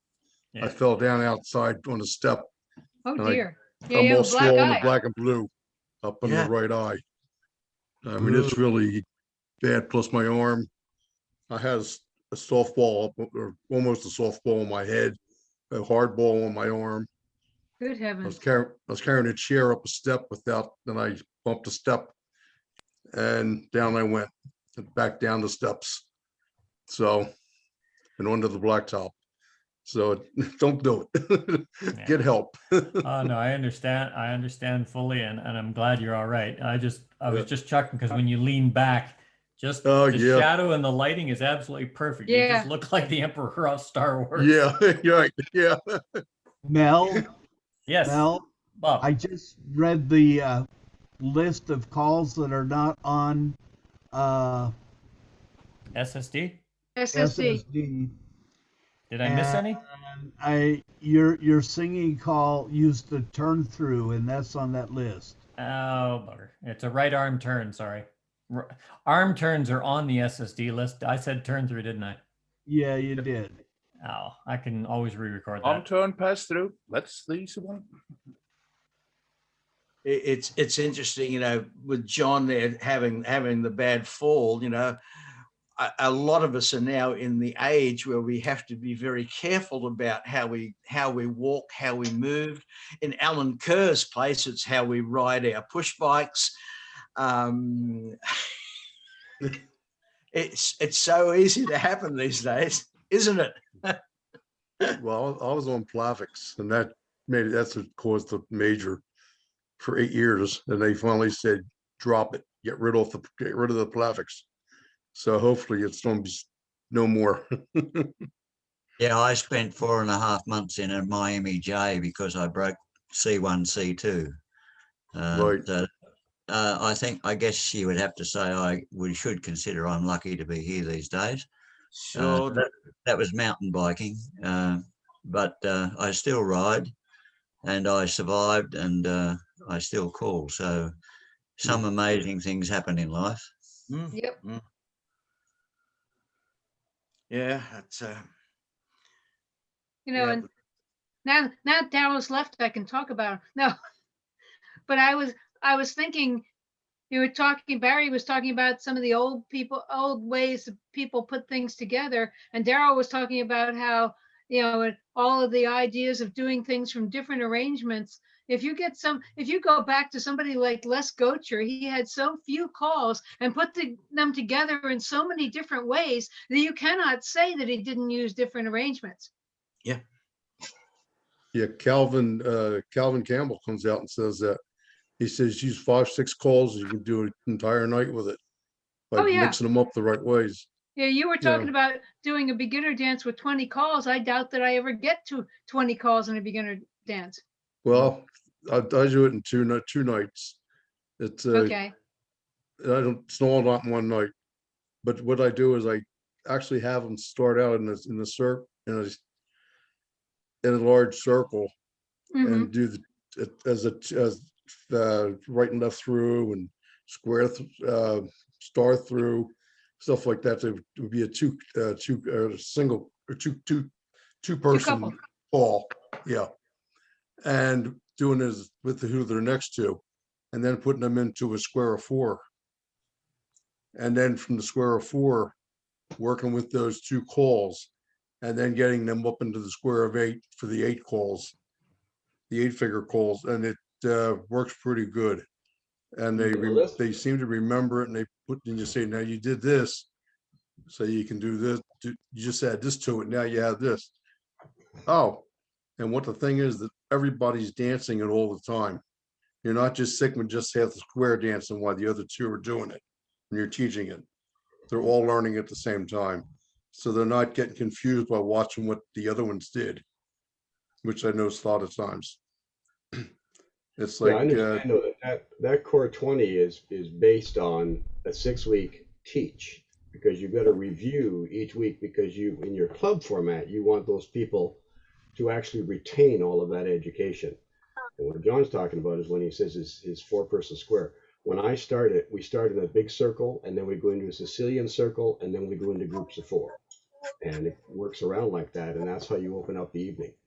And when we do the presentation in 3 weeks, that's the way we're going to introduce that. But that core 20 is not designed to be taught in 1 night or 2 nights. It's designed to be spread over a period of weeks so that people can actually embed it, learn it, absorb it, and have fun with it.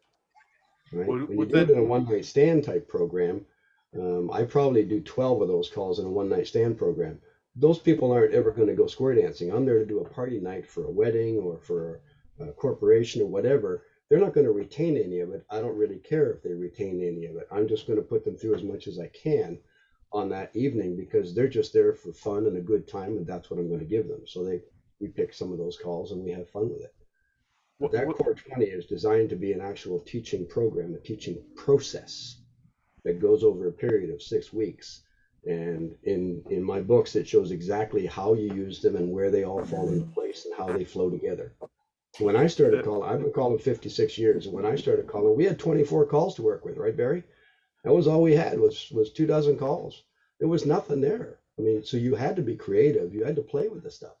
And yes, we did a lot of stuff that would be considered today non-standard, but it was fun. Yeah. Is this core 20 something similar to the ABC program that was popular a few years ago? No, this is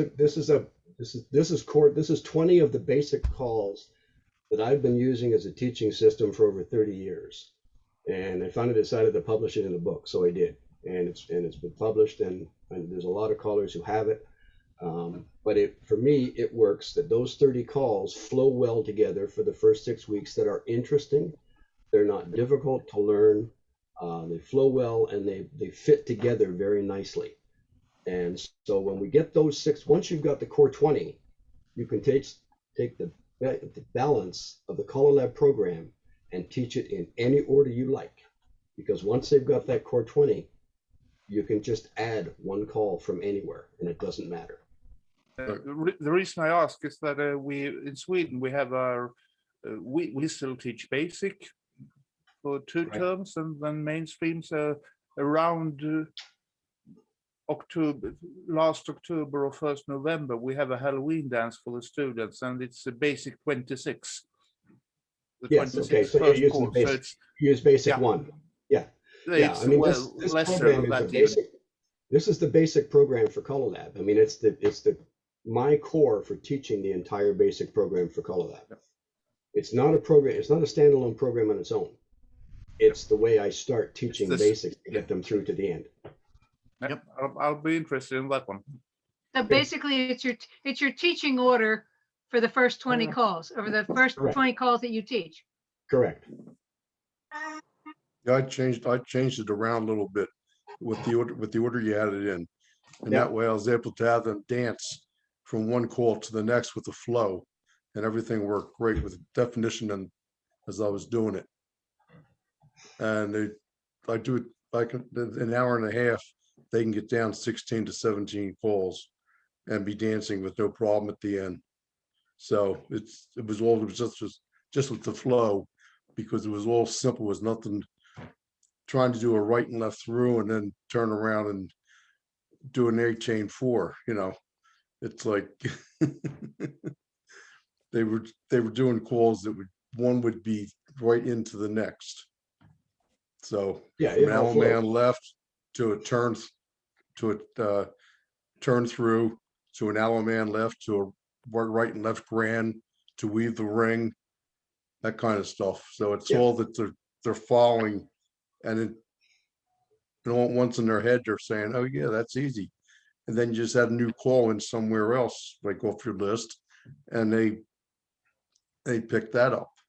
And then when you started at the end of the night, you mix them up a little bit, and they actually were understanding them and we were doing them. So it works. Well, they will. Yeah, for sure.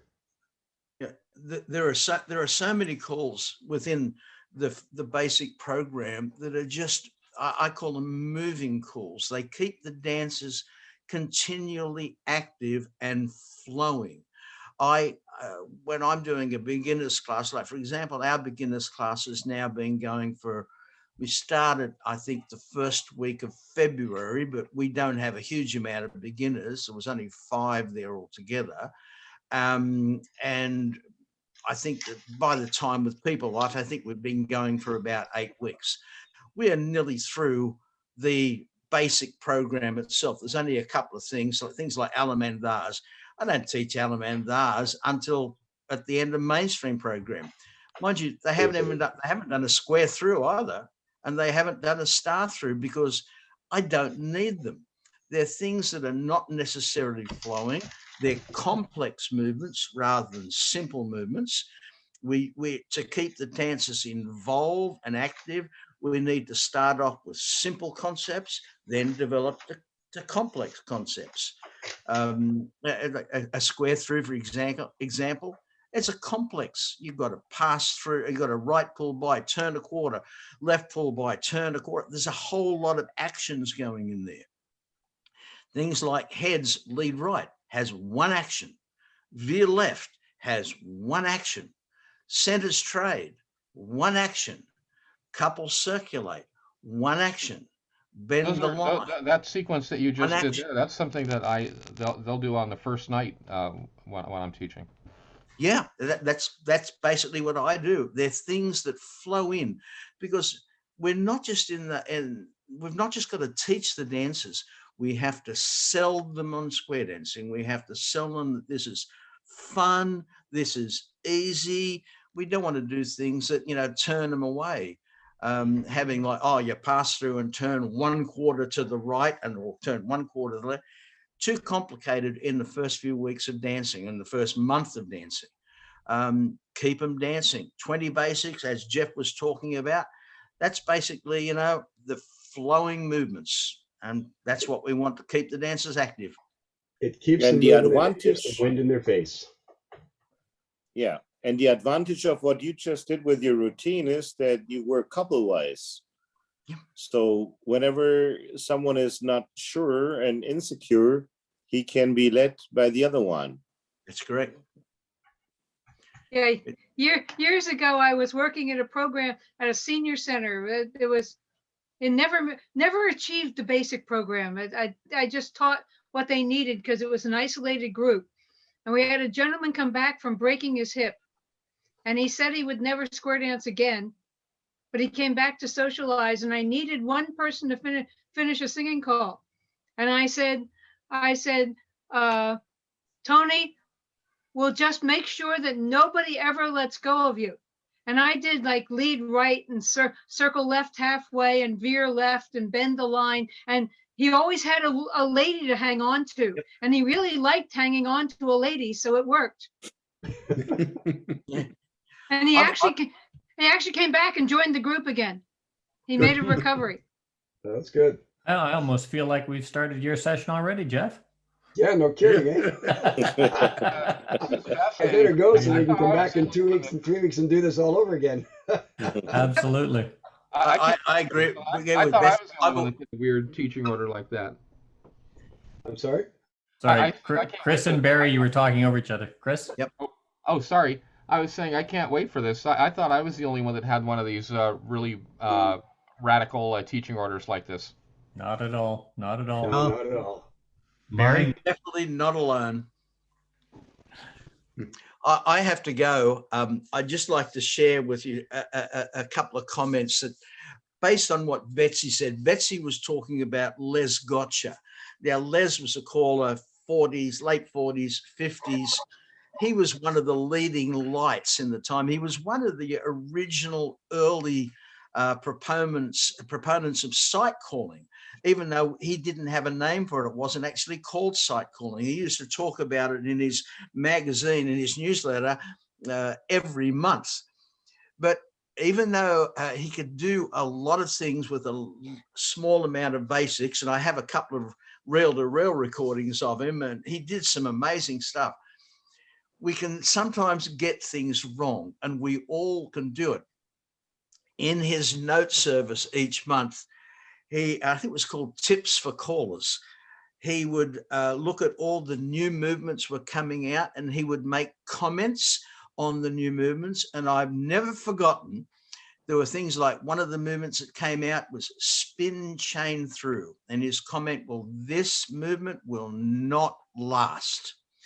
It is after the first action, the ends do nothing. This movement will be gone in 3 months. And of course, one of the other ones that he did was walk and dodge. And he said, what a waste of time. But we can all get it wrong sometimes. Yeah. Well, my mother was nobody famous, but she said the wheel and deal would never last because it wasn't directional. Yep. It took her 3 years to learn it because she was resistant in her mind. Well, Les Gocher called in every decade of the last century. Aha. That was a goal of his. And after he retired and moved to Hawaii, he tried teaching calling there. But square dancing didn't work in Hawaii because in Hawaii, dancing was watching a lady do the hula. And there is no problem with that at all.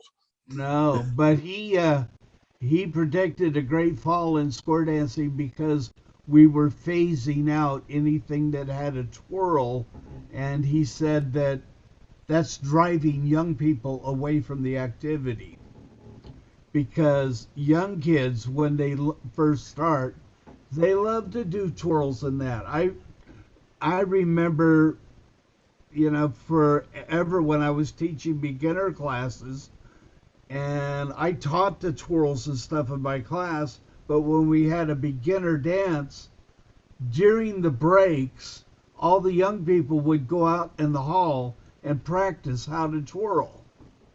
They loved doing it. And that's missing from the activity today.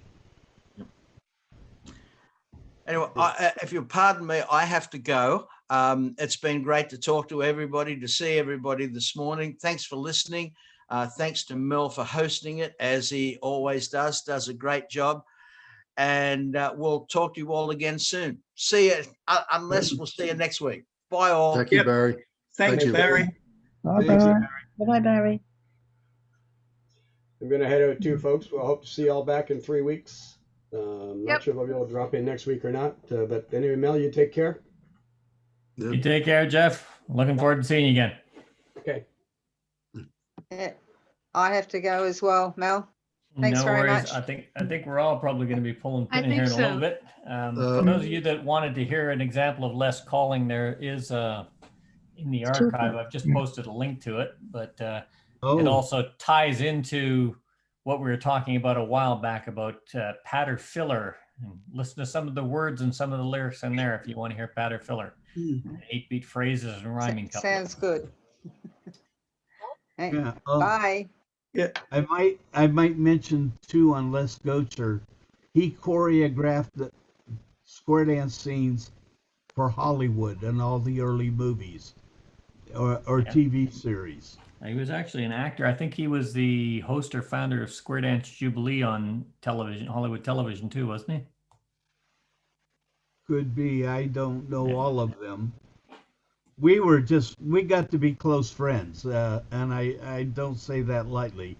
Back when we first developed the possibility of the early stages of email, or before it was even called email, we connected when you had a 30K modem or a 32K modem that was forever slow, but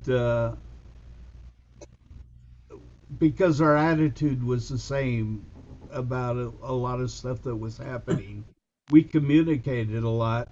And then my daughter was going to go to Hawaii once and wanted me to go along, and I said I would go along if I could spend a day with Les Gocher.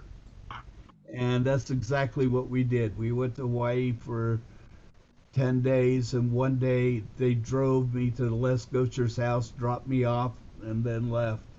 And we had a marvelous time, mostly me listening to his old stories.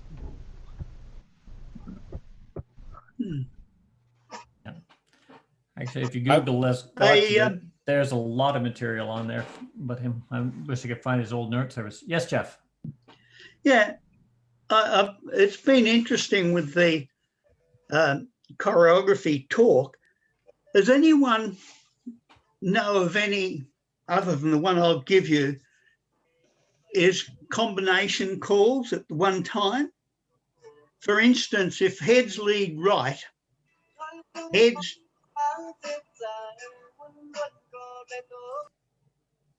Sorry? It's all right. Go ahead. Yeah, no, if heads lead right, heads do your part of the square through while the sides do an 8-chain 4. Has anyone got any combinations like that? Alan Kerr did an entire workshop weekend with material like, or not a weekend, an entire workshop on material like that, dealing with the square through 8-chain 4 combinations, or square through and other combinations. He's the only one other than that, other than little variations of things like 8-chain, sides go 4, heads go 3, that kind of stuff. I haven't seen a lot of people do it. Yeah, 8-chain your couple number, but this is when you've actually got two movements working concurrently. Alan and yourself are the only ones I've seen I've ever got use one. that. Jeff, I've got one. When you look at parallel ocean waves, and say the two dancers on the left side of the ocean wave do spin the top twice, and the other two do a spin chain through. All right. Yeah. Now you're making people think. Well, my favorite is the get out from corner box, where you veer left Ferris wheel. Say if the heads did the square through, then you say you turn back, square through, the sides go 3, the heads go 4. Everybody partner trade, you're home.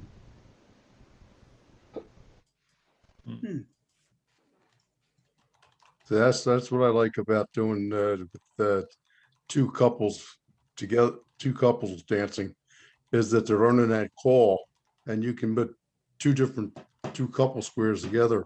If they're in the line of facing 4 lines facing, you can put 2 different calls together and do that kind of stuff, because they know the calls as different calls by learning them, as doing this as a square of 4.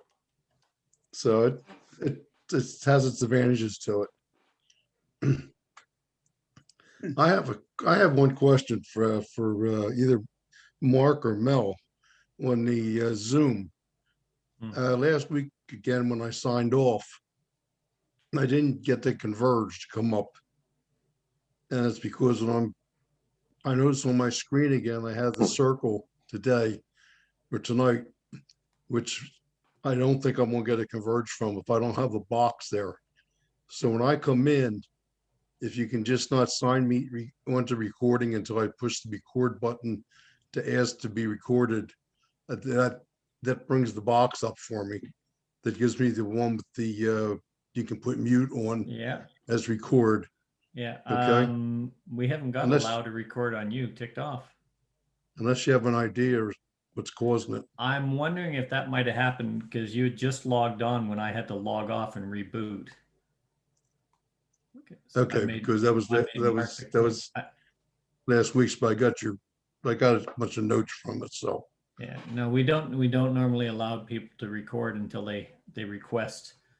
Yes. Other than a few after they're already signed in, it's an automatic thing that we do with them. But yeah, I don't know why that's not doing. There's a few people last week that weren't able to record as well. I don't know why. Okay. Yeah, you get to the end. Usually it goes into converge for 3, 4, 5 minutes, and it just doesn't come up. I've lost 5 or 6 different classes on it that way. So, but you had it. It's good because you have it taped on OCC. Yeah, yeah. So Mark it's good posts to, it there, so you can always go yeah. back and watch. I don't know if you can download it from there, but you can always post, rewatch it. No, but I can watch it there and it Yeah. works good. Yeah. Well, All ladies right. and gentlemen, we're at the top of the 11th hour. Actually, we're just past the 11th hour. Does anybody want anything to look at in specific? But I would not, like to say something. Yes, Michael. Before we go apart, and you really made me happy today, every one of you. Okay, because being in the activity for decades now, I think I'm growing old. Okay, and I'm not sure where you're going to go with this, Michael, but be prepared to catch some flack. and you know, Okay, I've unmuted myself so I can laugh out loud. And over here, we have a saying when you go down and tie your shoelaces and you think about what else can I do while I'm down here, yeah, then you're really getting old. But now, when I hear today about so many things, but talking about the living legends, about the beginning of Colorado or whatever, I really, okay, I'm still one of the younger ones, I guess, even though I've been so long in the activity and I've been always kind of the young one, but being so long in there, it just turned around, and it was so good to talk with you today and to see that there are really people here which have been here before the dinosaurs, because I thought I was a dinosaur, but no, I'm just kidding. Okay. It's a great group. Next time anybody sees Michael, get him a shovel to see how further he can dig himself in a hole. Yes. Well, I thought it was to shovel the excrement. That's what we're going to cover him with. Really good. There's so much I can learn, and I really enjoy conversation and all the stories, and really great. Thanks a lot. Thanks. Okay. Okay. Shall I make you feel younger, Michael? Not too young. Have to go back to school. Thanks, everybody. I just sent in a biography for use at the MC at the U.S. National Convention for an introduction for me. And one of the points I stressed was that I have called at every U.S. National since 1963. Wow. Respect. Of course, now in order to find me in the program in 1963, you have to look under a different name because I wasn't married. Because I was only a teenager. Yeah. Cool. Cool. I'd like Bob. to point another little IT tip. Oh God. Oh God, yeah.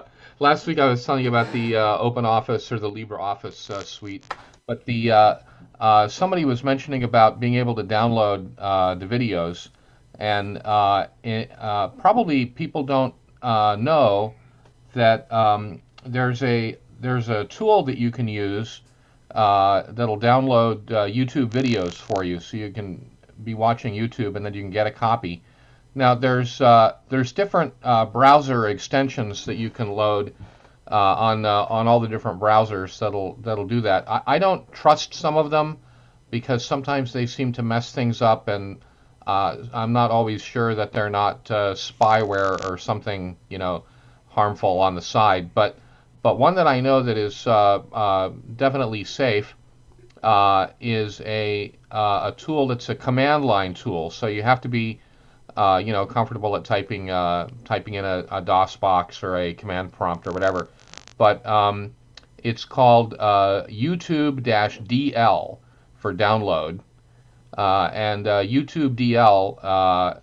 Let's see, where's the? I think the official place it lives these days is on a website called SourceForge.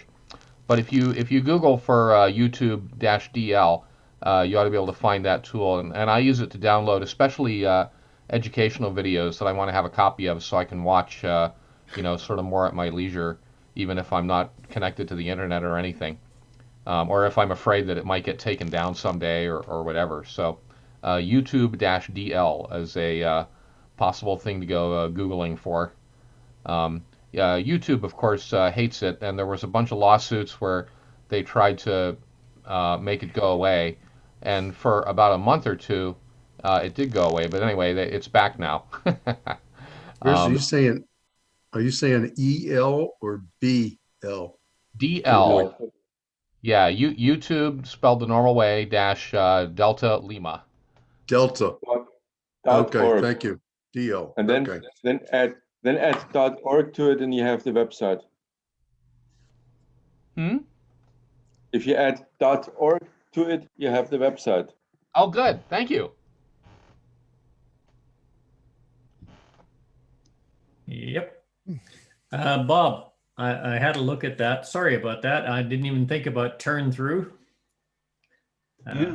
So what I'll do is I'll amend that, see if I can modify the choreography. Otherwise, I'll have to rewrite it. I'll record the whole thing there, or at least the SSD5 version of it. Yeah. Okay. I have. Mel, clap her hands and you turn back. What was no, I did a turn through and courtesy turn, a pass through, U turn back, turn through and courtesy turn. Yeah. To set up the near left. So I'll probably do slide through, face that girl, right, pull by and courtesy turn. Just it's the whole idea was to get that feeling of the motion, that counter motion in it. So the only problem doing that is it times out exactly with not a lot of fudge factor room. You said 2 weeks ago I missed the 18th of April. 18th of April. Go ahead. Oh. Thank you very much. Take care. Take care, John. Night. Yep. Night, John. It is on the OC Caller website there, I believe. Let's talk Patter. That's the one.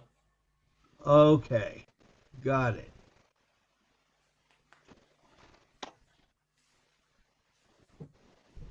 Right, ladies and gentlemen, if there's no further comments, I think my wife is probably going to have yard work or something for me to do today now that I'm almost back on my feet. I haven't had my back surgery or my eye surgery yet at this point, so she's going to get some work out of me before I go back under the knife.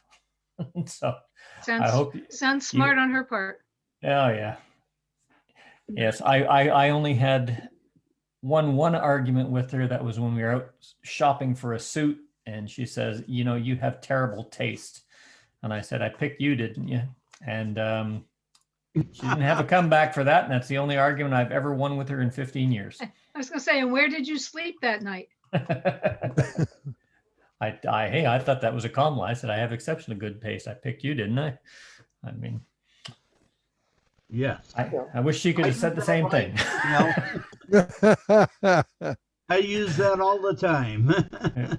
You guys take care, and we shall see you next week. We're going to be talking about symmetry. Have a nice Sunday. Actually, I think I'm going to miss it. I'm going to go to Good night. Take care, everybody. Night, everybody. Good night.